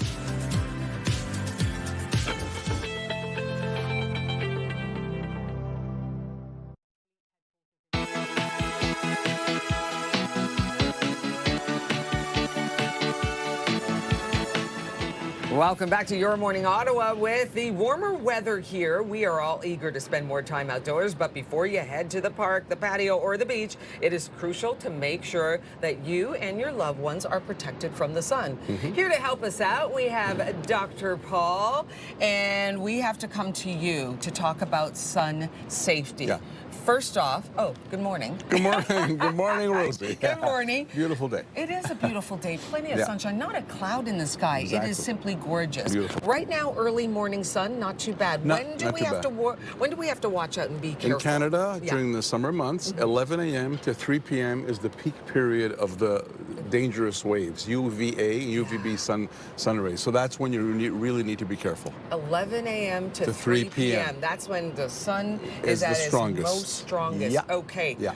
What do we need to do during that time on a very sunny day? How do we protect ourselves? Well, the best thing to do is get sunscreen. Okay, sunscreen is cream basically that has protection against those dangerous UVA, UV sun rays. Okay. Now, why are we worried about those rays? Because long-term exposure causes cancer. No question about it. It's the leading cause of skin cancer. So exposure when you're young and accumulating years. So a lot of people that had sunburns and were in the sun a lot young, later on in life can develop skin cancer. And a way to prevent it really is to protect yourself by putting on a sunscreen. When you look at sunscreen, there are many different brands out there, and they all have those different numbers. 25, 15, 30, 50. What do those numbers mean? It's called SPF, so it's Sun Protective Factor. So if something has a SPF of 30, it means that if you put it on, you're protected 30 times longer than if you didn't put it on. Okay. If it's 50, it's 50 times longer. What we recommend is minimum 30. Minimum 30. Minimum 30, and so that is quite important. And again, it's not the matter of just putting it on, right? It's when to put it on, timing, and how to put it on. I was told. Applying sunscreen, don't do it right out in the sun. Is that right? Does it render it ineffective? Well, actually, the better thing to do is do it at home or in the shade. You know, if you're outside, it's not going to render it that ineffective. But the trick is that we need to put it on about 15 to 20 minutes before we're exposed. So it'll take effect. So exactly. So it'll take effect. And the other thing too is they sell these waterproof ones. They're not really waterproof. We should be reapplying every couple of hours. Okay. Especially if you're sweating and swimming. So we're talking about applying sunscreen to stay protected from the sun. What if you've got like a little baby, like 6 months old or younger? Young babies, really, we shouldn't be putting sunscreen on them, but there are other things you can do. Put them in the shade. They have strollers with, little canopies. Hats, very important. Hats that cover with a brim, not a baseball cap backwards, because you want to protect yourself. Long sleeves, those type of things to protect yourself and to protect others as well. But particularly with babies, you can't put the sunscreen on them.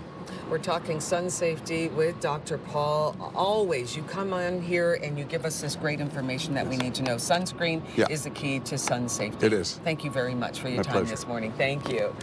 All right, we're going to take a look right now. It's a beautiful day. It's 7:52. Gorgeous sunshine. Melissa telling us the high is getting up to the upper 20s today. You're watching Your Morning Ottawa. We'll be right back.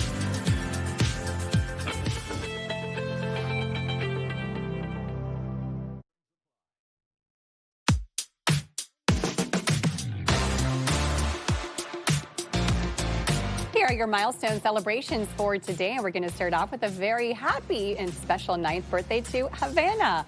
Lots of birthday love from your mom, your dad, your brother Hudson, grandparents, cousins, and all of your aunties and uncles. We have another 9th birthday. This is going out to Annie. Love from Papa, Mama, Grace, and Alice. And of course, if you have a milestone, we would love to celebrate it with you. Please send your birthday announcements for kids 13 years old and younger, and for those turning 100 years or more. Wedding anniversaries as well. Those celebrating 50 years or more. All you have to do is send us an email, ottawa.milestones@ctv.ca, and we'll be sure to get your announcement on the air.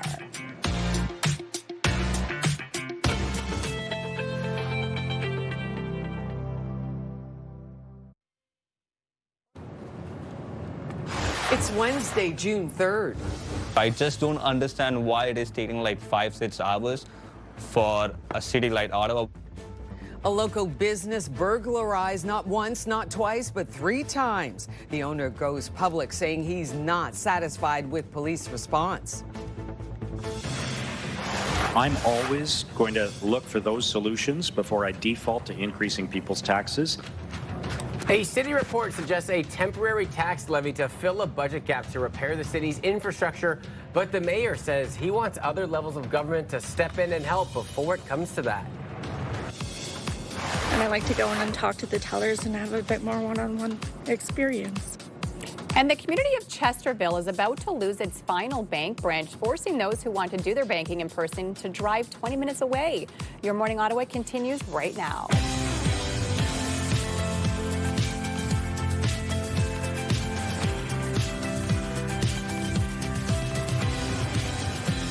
Good morning to you just after 8 o'clock. Come on in. You are welcome. Hope your morning's going well. I'm Rosie Edda. I'm Will Yellow. And I'm Melissa Lamb. And coming up in a few minutes, we're going to be talking about summer fashion. Now, I know we've been talking about summer fashion faux pas, but we're also going to show you how you can wear some popular colors, including the controversial yellow. A lot of people have a love-hate with yellow, but we're going to show you how to wear it and how to wear the right shade and wear it with confidence today. I love that. Right? Coming from the person that rocks the yellow very well. I do love my yellow. And the green. And the green. And the pinks. And the blue, and the brown, and the orange. We go on and on. Well, thank you. We're going to get to today's top stories for you right now. An Ottawa business owner is speaking out after having his business broken into repeatedly. He alleges that when he called to report the crime, police took several hours to show up. Despite cameras, motion detectors, and shatterproof glass, Aveen Porwal says his 2 laptop mobile repair stores in Barrhaven and Vanier have been hit multiple times in the last few months. He says his Vanier store, called Geeks Know This, has been targeted 3 times in just over a week. 2 burglaries and 1 attempted break-in. His Barrhaven location was broken into in April, shortly after opening, and 1 week later, thieves tried to get in again. He says officers took several hours to respond to some of the break-ins, and after reporting Monday's theft, he says more than 24 hours passed before he heard from police. I just don't understand why it is taking like 5-6 hours for a city like Ottawa. In the Vanier location, we reported the incident in the morning around 7:15. At that time, they told me that our break-in teams usually start at 8:30. So call us after 8:30, or your information will go in voicemail. In a statement to CTV News, Ottawa police say 2 people have been arrested and charged in connection with the Barrhaven burglary. The statement says the Vanier incident is under investigation and response times can vary depending on other priority calls occurring at the same time. Drivers are being warned of big changes coming to auto insurance. As of July 1st, laws are changing, giving drivers cheaper options for monthly payments, but that also means not having coverage for some things that are currently considered basic. The province says that this is to help with affordability, but some lawyers and cycling advocates warn the impact could be deeply felt by several parties if they opt out and then get sued for something like being at fault for hitting a cyclist.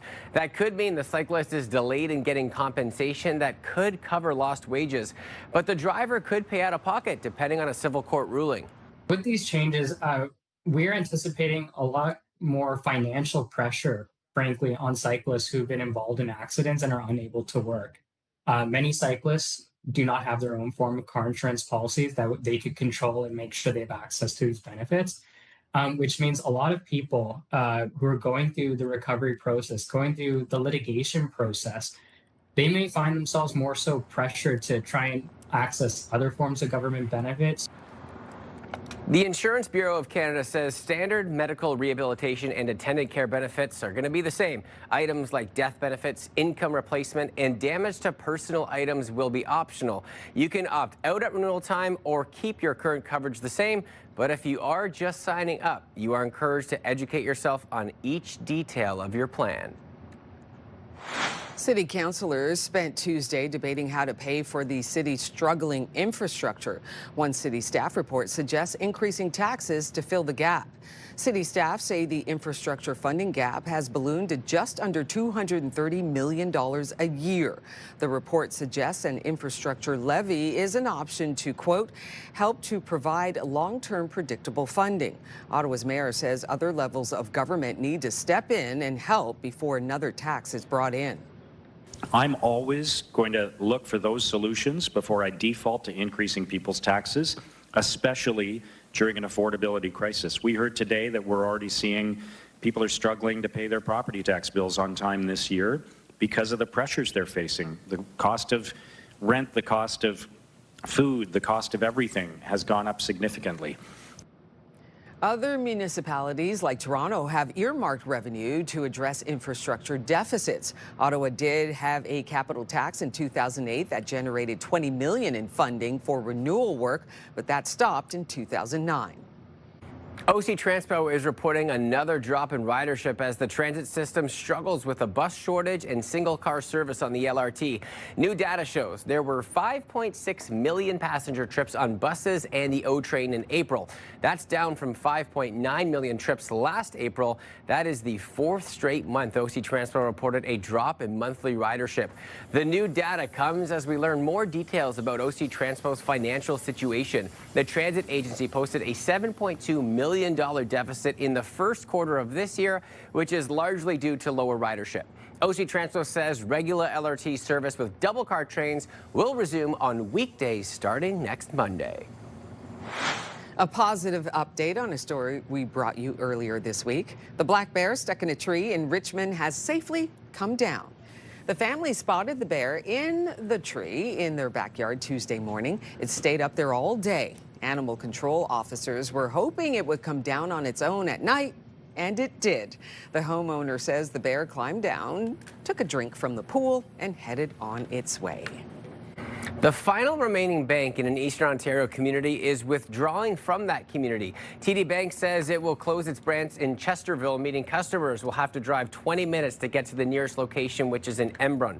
That announcement comes just weeks after Chesterville's Scotiabank branch closed in May, making for two costly withdrawals from the North Dundas community. TD says that it examines foot traffic patterns and the number of transactions to assess demand at a branch and adjusts operations accordingly. Scotiabank closed its Chesterville location May 13th, moving operations to Castleman, citing changing client preferences. I sell jewelry, so I have craft fairs and I come here and I make change in the big machine. And I like to go in and talk to the tellers and have a bit more one-on-one experience. I like going to the bank, yeah. Because of age, we're getting old, so, you know, playing with the computer with all of the gadgets and things like that bothers us a bit. They moved it now. The closest one is in Castleman, and I don't have a car. So I don't know what I'm going to do about that. North Dundas Mayor Tony Fraser says losing the banks will make it more difficult to promote the area to potential residents as well as incoming businesses. And in case you missed it, we had a very exciting announcement on this morning's show. Yes, we did. And a huge congratulations to Sandra Kearney. She was the big winner of our $20,000 Pay Your Bills contest, which was sponsored by our friends at beamcars.ca. This was so wonderful. She is retiring in a month. And she actually thought that when we called her that it was, she didn't think that it was real, that she won the contest, till our supervising producer recalled her to book, to say, hey, like, you want to come on the show? She goes, oh, that was real? Yeah. Oh, like, I actually won? So it was such a great story. I'm so happy for her. And when we asked her, what are you going to do with the money? She's going to donate a little bit of it to charity. Like, she's thinking of that already. Here she is ready to retire, and she's thinking about giving a little bit back. And I think that that is so amazing. She's so wonderful. Oh, she was so lovely. And she's going to travel a little bit. And she said she's going to call up family and friends she hasn't seen and pick up the phone and say, I'm coming for an extended stay. Yes. There it is. I love that so much. Talk about good karma, right? Absolutely. That comes around a wonderful person, then she gives it back, just, well, the perfect winner. Absolutely. So wonderful. Our forecast today is It's going to be absolutely stunning, especially later on this afternoon when we reach that daytime high of 28 degrees. So well above our daytime average today. Not record-breaking, but I'll take a high of 28 over a high of 35. 8:44 is when the sun will be setting later on this afternoon. Already sitting at 17 degrees, so we have warmed up quite a bit. It is quite warm out there this hour. Lots of sunshine to be enjoyed this morning. 14 in Cornwall, 15 in Brockville, 17 along Montreal. And yes, sunny skies today and tomorrow. A few clouds for Friday, and then Friday night you'll see this system moving through, bringing a little bit of rain. So we could see some scattered showers Friday evening, overnight, and in through Saturday morning. The good news is it will clear up in time for Saturday afternoon. So Friday afternoon and Saturday afternoon still looking nice and sunny. Today a high of 28, so well above the daytime average where we should be sitting around 22 degrees. We'll be well above that across the viewing region. 27 for the Seaway as well as in Brockville, Kingston. 28 out in the valley for this afternoon, and in Gatineau 25 is your high in Mont-Tremblant. So for the next 7 days, absolutely stunning. I will take this kind of forecast anytime. 12 is the overnight low tonight. Hot tomorrow with 30 degrees is your high for Thursday. A few clouds Friday and through Saturday, but still lots of sunshine. Highs of 27, and that rain overnight Friday and through Saturday morning. Then Sunday and through next week, more sunshine to be enjoyed. We do have a collision eastbound on the 174 at Quigley, causing delays this hour. Eastbound on the 417, also heavy. The 416 split in through Woodruff. Westbound on the Queensway, we're seeing buildup approaching Greenbank, as well as the 174 split in Nicholas. And westbound on the 174 slowdowns, 10th line in through the 417. Champlain bridges seeing some volume this morning. All your other bridges are moving well. And just that construction note to remind you about 417 around Greenbank. Expect delays in both directions because of that construction. Here's a live look at our Centennial Glass sky cam this morning. Bright and sunny, hardly any clouds in sight. Light winds today as well. Sitting at 17 degrees right now, a high of 28 this afternoon. It is 8:11. Good morning, Ottawa.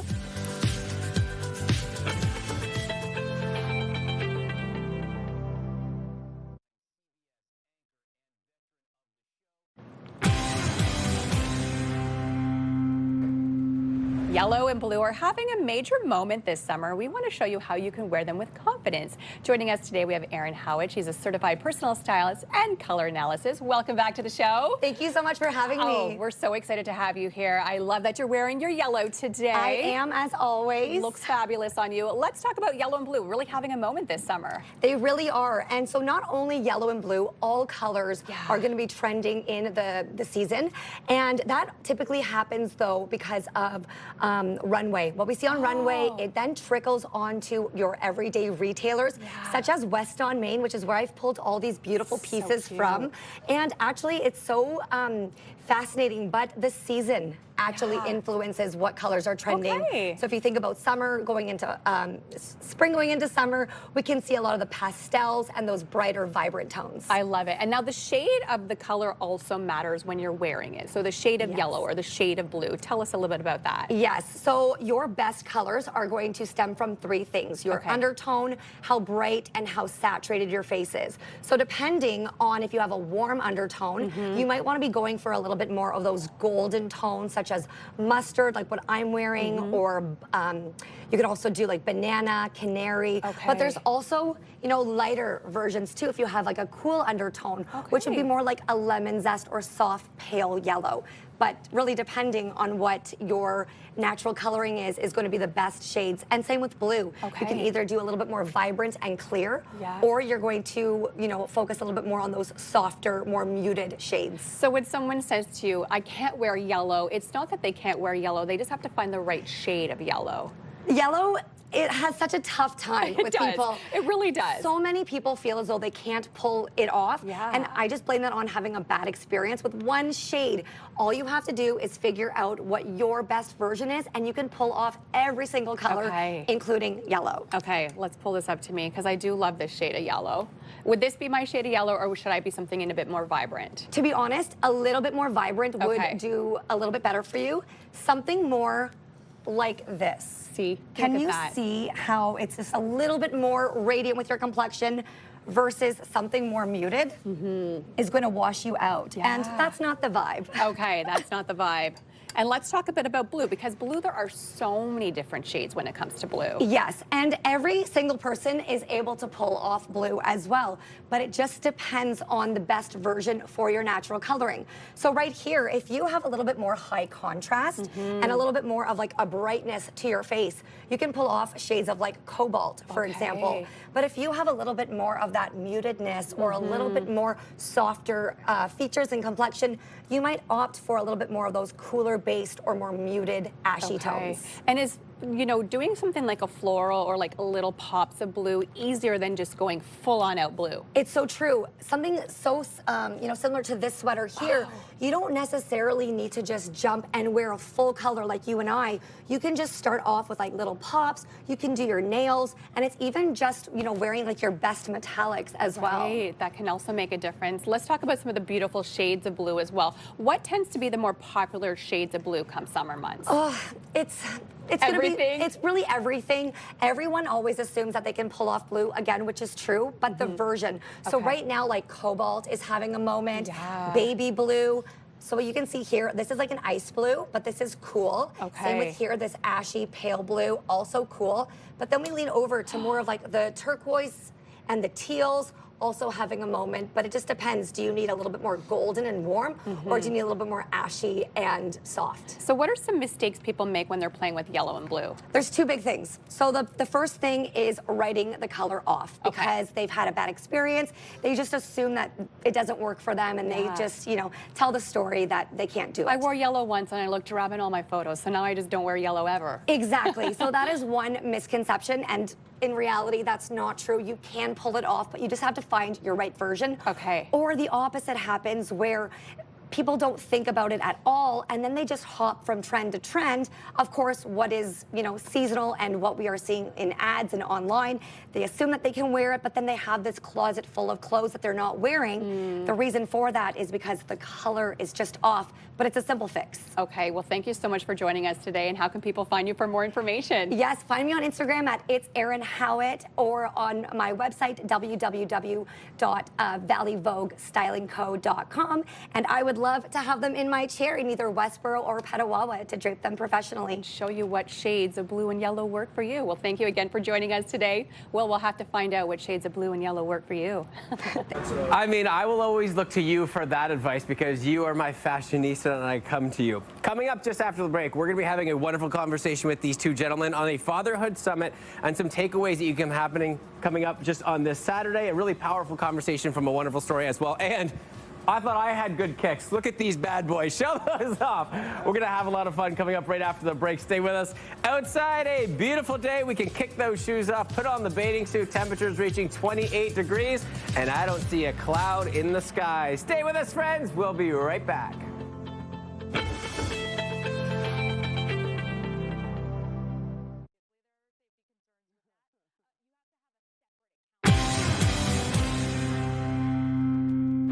Welcome back, everybody. This Saturday, a fatherhood summit is going to be taking place. Different ideas to highlight resilience and how maybe you can change some of your habits or just learn. We got Steph and Andy joining us this morning to talk about this. Good morning to the two of you. Good morning. You have such a phenomenal story as to how you got into this. Let's start with that. Sure. So I grew up with a lot of challenges. We moved from Winnipeg to Ottawa when I was very young. And from that point, things kind of started spiraling in terms of like health, finances, just general security. And one of the pivotal things that actually helped us through that was my father. So my brother was born with special needs, severe special needs. And through that entire journey, even to this day, he's been present. He's been supportive. He's been amazing. And I'm realizing now that I'm very fortunate because if I didn't have him present in my life, then I'd probably be off to the races somewhere crazy, right? So yeah, I thought that, you know, putting something together where guys get an opportunity to learn and develop and get practical insights, you know, on how to grow, that would be, yeah, amazing. I think it's a phenomenal idea because you're taking an experience that you've lived and you want to share that with people. What was your father's initial thoughts when you heard about the summit? You'd be like, hey, Dad, I'm going to use some of the tips that you got me. I mean, my dad's a pretty mellow guy, so I didn't get a lot of like emotion from him at first, but he's been super encouraging throughout We're gonna have takeaway bags for the Full Summit people. Okay. So we were just like cutting stuff out yesterday. So he's been like there, just helping me hands-on. He's been great. There you are, right? Yeah. From raising you as a child to right now when you're doing this, still has your back. He still has my back. That's so phenomenal. Yeah. Andy, you're actually going to be on the panel. What are some of the things that you're going to be talking about that people can really take in? Yeah, so I run a large community here, like one of the largest dads groups in all of Canada, the Ottawa Dads Group. We're close to 2,500 members. And the premise of what I do with this work and why I'm involved with this summit is three things, right? Number one, I really believe that men have a responsibility for their families and their communities and of course themselves. Number two is that there's pain, right? We see a lot of men going through a lot of pain. They tend to go through a lot of things alone. And I'm personally just very tired of just seeing men hurting themselves and everyone around them because they don't have a place to release this pain. And the community that I run is partly a huge space for men to be able to feel that they're not alone, to have that support, and to be able to have their spirits lifted when they need it. So those three things are basically the things I'm going to be talking about with this. And again, I think it's amazing that Stefan is running something like this as someone who's not a father himself. It's incredible. So as soon as I met him a couple of years ago and I found out about his mission, we've always been there to support each other. So I'm just happy to be there and just be a part of this big event. You can tell how proudly you speak when you're talking about the subject. And you talk about having that largest group, 2,500 members. What do you see most amongst the men and fathers about what they're struggling with today? Yeah, so the group is there for the serious stuff and the non-serious stuff, right? So we're there to also meet up and have wing nights and stuff like that. Like there's different events where men can share tips on even how to braid girls' hair, their daughter's hair, and stuff like that. But then there is a capability to be able to post anonymously, and there we see anything from personal struggles with their health to divorce, problems with their children, problems with losing their job, like anything that men typically would normally go through that they would keep buried like deep down, we start seeing in these posts. And these are our most engaged with posts as well, so I actually get a really cool scope and view of like what's actually going on in the city and what's going on within a lot of these men. But yeah, it's just a catch-all community. It's just there, and it's for them not to feel alone. I think we've come a long way when it comes to the stigma around men's mental health and continuing on to move forward. If people are looking to get involved, tell me some details about the summit this weekend. Yeah, for sure. So if people want to come through, we're going to have a free family-friendly courtyard where people can create, be a part of our community piece. So they can come through, do that. We'll also have a photo booth. So if you have your kids and you want to have something to put on the fridge, you can come through and do that. That'll be between 1:30 and 3 o'clock. We'll also have a Being exhibition. So we've partnered with Being Studios, a studio that supports artists with developmental disabilities. So they'll be making work, and they have made work in reflecting their perspective on fatherhood as well. So if you want to come and see that work, you can come and see that work. So free portion. If you want tickets for the panels themselves, you can get tickets. It's fairly accessible. If you don't have time to go to the full thing, then you can do one panel. It's about an hour long. Okay. And we'll have three panels touching on finance, physical fitness, and as well single parenting and community building, which is the one that Andy will be on. I love that. Anything to get something on the fridge too, that it means something when it goes on the fridge. Big time. Andy, Steph, thanks so much for joining us this morning on a really important topic, and good luck on Saturday. Thank you. Appreciate it. Yeah. Rosie, over to you. Coming up in your morning kitchen, we've got cheese galore. Negozio Nicastro coming up next. We'll be right back. Look at all this cheese. Oh my gosh, look, it's everywhere. Stay with us. You're watching Your Morning Ottawa.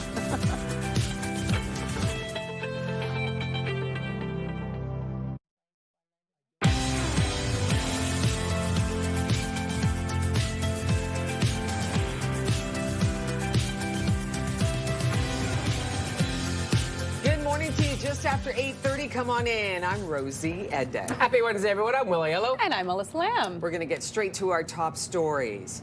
An Ottawa business owner is speaking out after having his business broken into repeatedly. He alleges that when he called to report the crime, police took several hours to show up.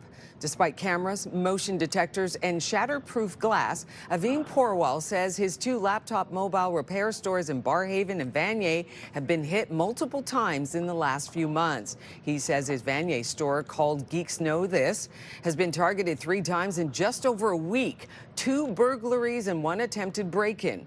His Barhaven location was broken into in April, shortly after opening, and 1 week later, the thieves tried to get in again.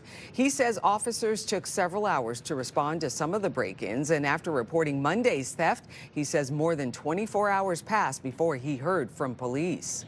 I just don't understand why it is taking like 5-6 hours for a city like Ottawa. In the Vanier location, we reported the incident in the morning around 7:15.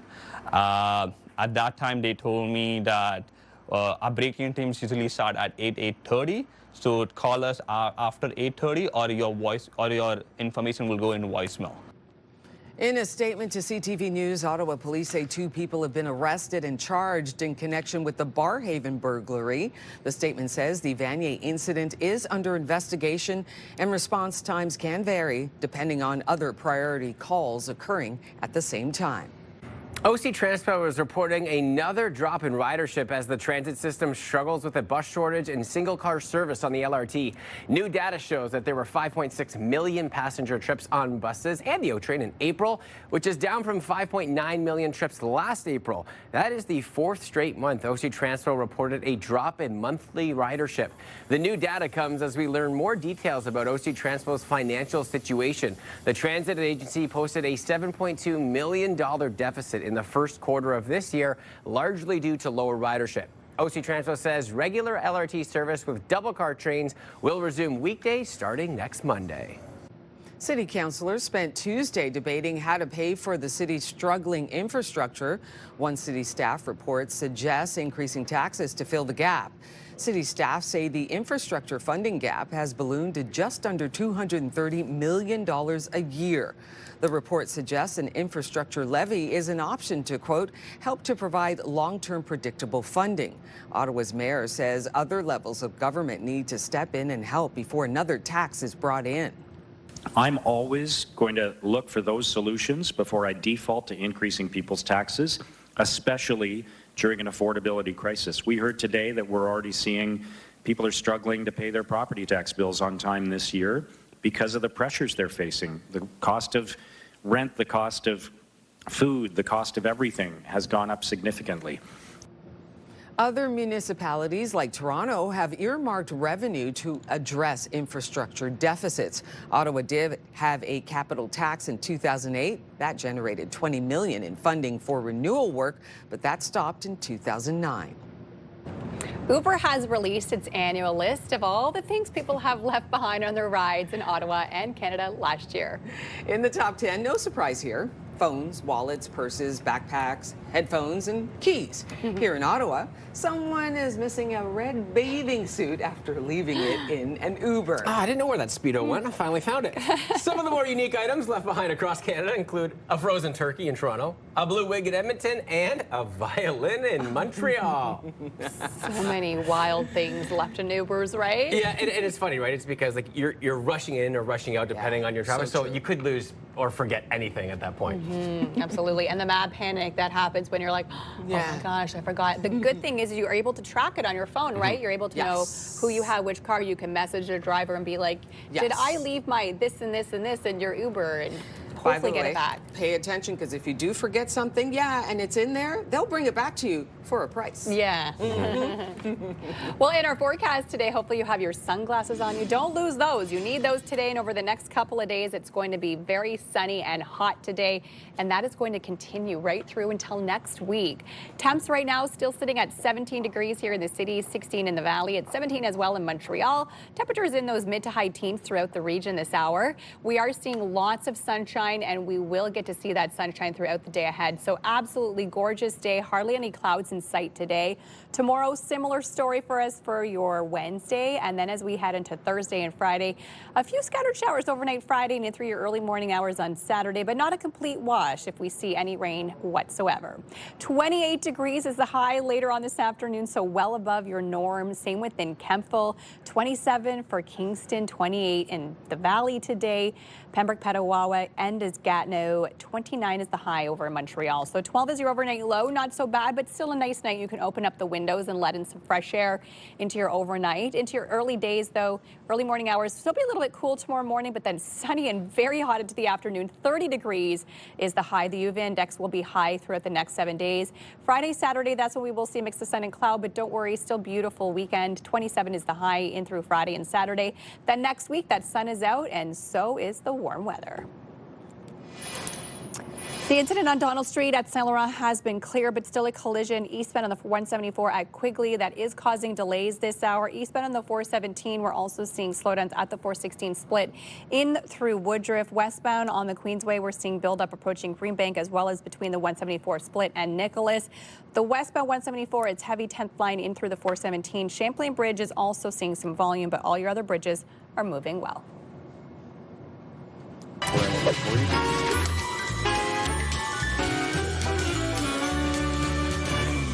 Okay, welcome to your morning kitchen. Here we are. We've got cheese galore. Oh my goodness. And Negozio Nicastro. We've got Adamo and Mickey here to talk about this incredible establishment. There are two locations. Yeah, been around for a little while now. Yep. Much success, and it's no surprise when you've got cheese like this. I'm just sitting here going, whoa, this is blowing my mind. Adamo, Mickey, thank you so much for coming on. Of course. Can we Thank talk you. about it? Can we talk about this this incredible spot, the two places? Yeah. I mean, the cheese. Yeah. Where does it come from? Where does the passion come from for cheese? So we've been selling cheese since '99, of course, and so basically we're an international cheese store, more than just Italian cheeses. Okay. As you see here, this is a Comté from Franche-Comté, France, aged for 36 months. Raw Alpine cow's milk cheese. This is called Montenegro. What kind of cheese So is that's actually a goat's milk cheese made by a father and his daughters. It's an artisan cheesemaker. It's made in small batches. Takes time, right? Takes time. Okay. It's not available all year long, so we're very fortunate to have this right now. Beautiful. The rind's actually, it's not injected with blue cheese, but it's rubbed in blue, so it's got a blue rind, which is fully edible, and it's a creamy goat's milk cheese. Creamy. And of course, this is the cheese real right provolone picante from, this is from Cremona, Italy, originally from Campania. It's aged for a year. It's the real provolone from Italy. It's the sharp, picante, they call What do you it. put on? What do you use this cheese for? What do you cook this my with? dad, my dad loves this cheese, and honestly, like he'll just eat it like that. Just like that. Just like that. It's got glass of beautiful wine flavor. if you wanted to. Yes. Okay. You want to leave it outside the fridge. Do that. It gets sharper as the longer you leave it out for. Okay. And it's yeah. That's a sample That's of it right there. Yeah. You got this, the blue, The like it's kind of Montenegro. rubbed in blue cheese. Absolutely. You can come into the store and then you see this gorgeous hunk of cheese and you can get a piece of it. Yeah, Is that absolutely. right? Yeah. So we have we have at the time Yeah. we have about 300 cheeses my from all over the world. That's incredible. Everywhere from like Italy, France, Spain, Portugal, Greece. All right. A lot of Canadian cheeses too. Okay. So Adamo, you've got cheese. You Mickey. got cheese galore Yeah. for sure. Mickey, sorry, It's Mickey. okay. Yeah, Mickey, you got cheese Yeah. galore here, but you also can make sandwiches. Tons of sandwiches. Adamo, So let's get to it. Here is one of our most popular sandwiches, and the main reason is because all that you see here is house made. So we all make it right in store. Okay. So the sandwich itself is one of our porchetta sandwiches. So porchetta is part of the pork belly that we hand roll and our secret rub. Okay. The sauce that we use is a salsa verde sauce, so it's parsley based here. What's in there? So it's parsley based with parsley, some, you said that. all a bunch of different stuff, gorgeous great oil. stuff. There you go. So we start with like just rubbing it just like that. Oh, the green is just gorgeous. Yeah, it's nice and thick. You can taste really everything. Yep. Okay. Put that on. Gorgeous. Then we get the nice porchetta here. Oh my goodness. You're gonna use all of that? Yeah. So this is our, nice like quarter-pound sandwich. Nice and filling, and Very then we top it with our house-made pickled onions as well.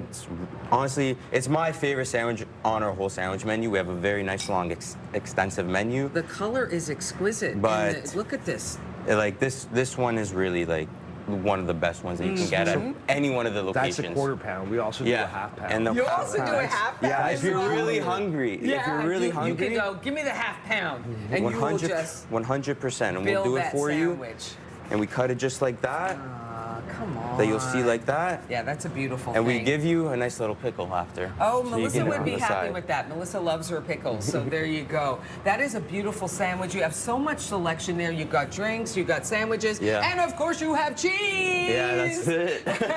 Il negozio ne Castro. That's it's just beautiful. Did I say it right with the right You got it. You said it right. Yeah. That's it. You passed. You passed. Okay. And if you want more information, you can go to negozio.ca and come in there and get your selection of how many cheeses? Right now, 300. Christmas time, about 500. We actually ran out of space to put like our cheeses, so yeah, we're very fortunate. Yeah, very it's fortunate. a beautiful thing. Yeah. Thank you both so much for coming on. Really appreciate it. Thank Mickey, you. Adamo. Grazie. Prego. Grazie. Okay, thank you so much. If you know of a great chef or restaurant you think we should feature on our show, let us know.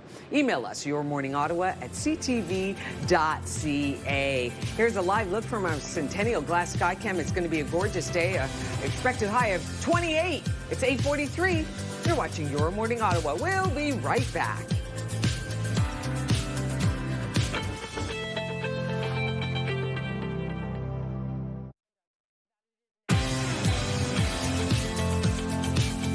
Ask the Expert, brought to you by Nelligan Law.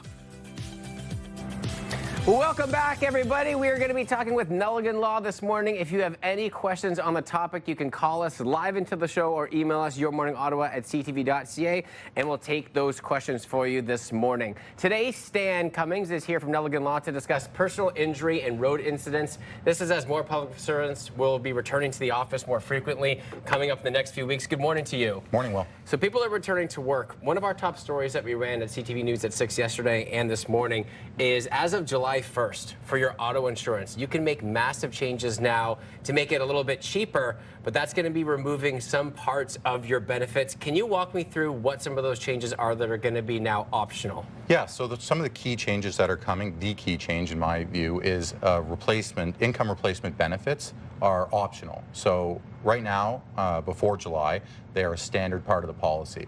And that means if you've been involved in an accident and you're unable to work, then you can apply for and probably will receive income replacement benefits. In July, that will become optional. So if you get into an accident, you've opted out, you're not able to work, then those benefits won't be there for you.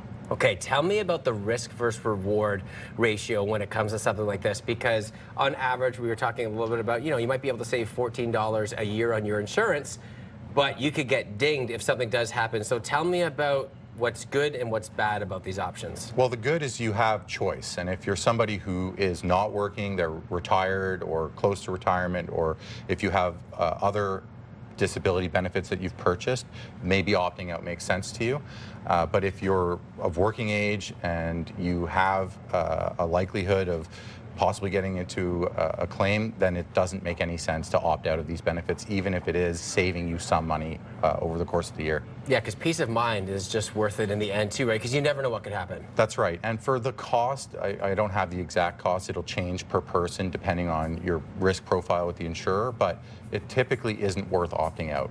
It just isn't. It's probably just, coming from you as well, just go over your auto insurance benefits and everything, and just make sure you know every part of what you have? Yeah, I would suggest take a few minutes, consult your broker. They're the experts in this area. That's why you use them to secure you not just the cheapest policy, because that's not always what you want, but the one that works for you. And spend a few minutes. It actually doesn't take that long. Call them, consult with them, find out what you need and how much that might cost, and shop around a little bit. Okay, important conversation. We love that, because just in a couple of weeks, July 1st, you're going to have those options available for your auto insurance. Focusing back on this time of year, rush hour, everyone's out and about. What are some of the top collisions that you're seeing right now? Well, the most frequent one is a rear end collision. So people either not paying attention, distracted with their phone, or following too closely, which happens in the morning in stop and go traffic. So those are frequent. We also see a lot of intersection related incidents. So people who run red lights or if there's a left turn happening on a mutual green, those are frequent types of accidents that we see as well. And are you saying, you know, back in the day it was if you were the driver behind and you hit someone from behind, it was always like you are always at fault. Is that still what you're seeing even in today's law? That's typically the way it works. If you hit the car in front of you or if somebody rear ends you, the person who does the rear ending is at fault. They're going to have to leave enough space for the vehicle in front of them. There's a few cases where that might be different, but for the most part, it's a presumption that the person who rear ends is the one who's at fault. All right, such an important conversation to have. We're going to take a quick break. We'll be right back with Stan after the commercial. If you have any questions for Stan on this topic moving forward, again, you can call us live at 613-789-6559. The extension is right there, or email us yourmorningottawa@ctv.ca. We're talking all things personal injury, especially as people get back on the roads. Stay with us, friends. We'll be right back.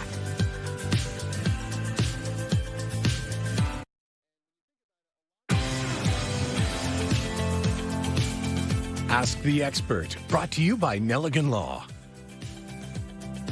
Welcome back, everybody. If you would like to get in touch with Nelligan Law following today's segment on our topic or just continuing on some conversation moving forward, something that you might have in mind, there's their phone number. You can email them as well or head to their website, nelliganlaw.ca. We got Stan joining us now, and we're talking about, you know, so many people are returning to work at this time, especially when you take a look at the public service workers going back. People are out and about.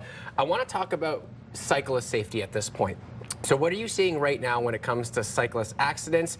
And are the cyclists more at fault or the driver? It really depends on the circumstance. Classic lawyer answer is it depends, for sure. There is a reverse onus on cyclist accidents, which means that typically as a plaintiff, if you're the injured party, you have the burden of proving that the other party was at fault for the accident. But if you're a cyclist or a pedestrian and you get hit by a car, the burden flips and the car driver, defendant, has to prove they weren't negligent in that scenario. Let's say you are involved in an accident like that. What would your recommendation be for both the driver as well as the cyclist on both sides of that situation? Well, the first thing is, obviously, if you're injured, make sure that you're looked after from a health perspective. Call an ambulance if you need one, but also make sure that the police are notified. There is a requirement on cyclist accidents, specifically dooring related cases. So that's where a driver will open their door without looking and the cyclist hits the open door. Those types of accidents must be reported to the police. Okay, and what about photos? Because we hear a lot, you know, the more evidence that you can have, the better. If you're able to, is photos good, videos, and do you find that really holds up in the court of law once you get to that point? Well, they definitely help. Video is the gold standard for sure, and there are a number of intersections in the city that have traffic cameras constantly monitoring them. So if you've been involved in an accident, you can notify the city and ask for the video from the accident scene if it's available. Like you said, each and every situation is a little bit different. If you've been in an accident or you have more questions specifically with cycling, you can head towards nelliganlaw.com as well to get more information. I want to talk about pedestrian accidents because we were talking a little bit about distracted pedestrians, and you see it all the time. They might be going through a crosswalk or they're jaywalking and they haven't looked up once and they're down their phone. Let's say an accident happens at that point. What is the situation? How can that unfold? Yeah, so pedestrian strikes with distracted walking. We hear about distracted driving, but there's distracted walking as well. And in those cases, while there's still a presumption that the driver is at fault for the accident, the concept of contributory negligence comes into play, which means is the pedestrian in this case also liable for having not paid attention, walked into the road where they weren't looking, crossed when they weren't allowed to, which means that although that driver may still be liable for the accident, the pedestrian is going to have to bear some responsibility as well. That perfectly describes 2026, a distracted walking, doesn't it? Does, yeah. In the it's world not that we something live in. We talked about when I was growing up, distracted walking, but yeah, it's real. It's real. Yeah, definitely. You know, the boombox way, maybe not as considered as distracted walking back in the day. What would be your final advice for people that are going to be on the roads a lot more often as the public servants return to work, and just in general as people start to go out more during the spring and summer months? Yeah, definitely pay attention. You know, defensive walking, defensive driving, be aware of your surroundings. Consult with your broker, as we said earlier, and find out what insurance is right for you, because at the end of the day, if you look after yourself, even if you're hit and it's not your fault, you can rely on your own insurance, and that can be very helpful. Stan Cummings from Milligan Law, really appreciate your time this morning. As you know, there's so many different situations that people get into, but it's really great having you here and directing us through at least some situations.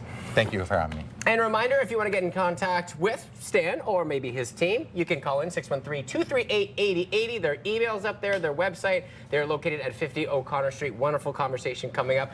I will throw it back to you guys at the desk to wrap up the show. And a beautiful day and sunny and hot this afternoon. 28 degrees is the daytime high. We will get to enjoy that sunshine right through overnight tonight, dropping all the way down to 10 degrees. And if you can't get outside today, don't worry. The sun will stick around tomorrow, Friday, Saturday, Sunday, Monday, all into next week. It looks like summer is maybe officially, unofficially here, Rosie. I love it. 28 degrees. That's our forecast high. Plenty of sunshine. So just protect yourself with a little sunscreen. There, you're good to go. We're so glad that you could join us today. Join us tomorrow, 6 a.m. Have yourself a beautiful day. Take good care.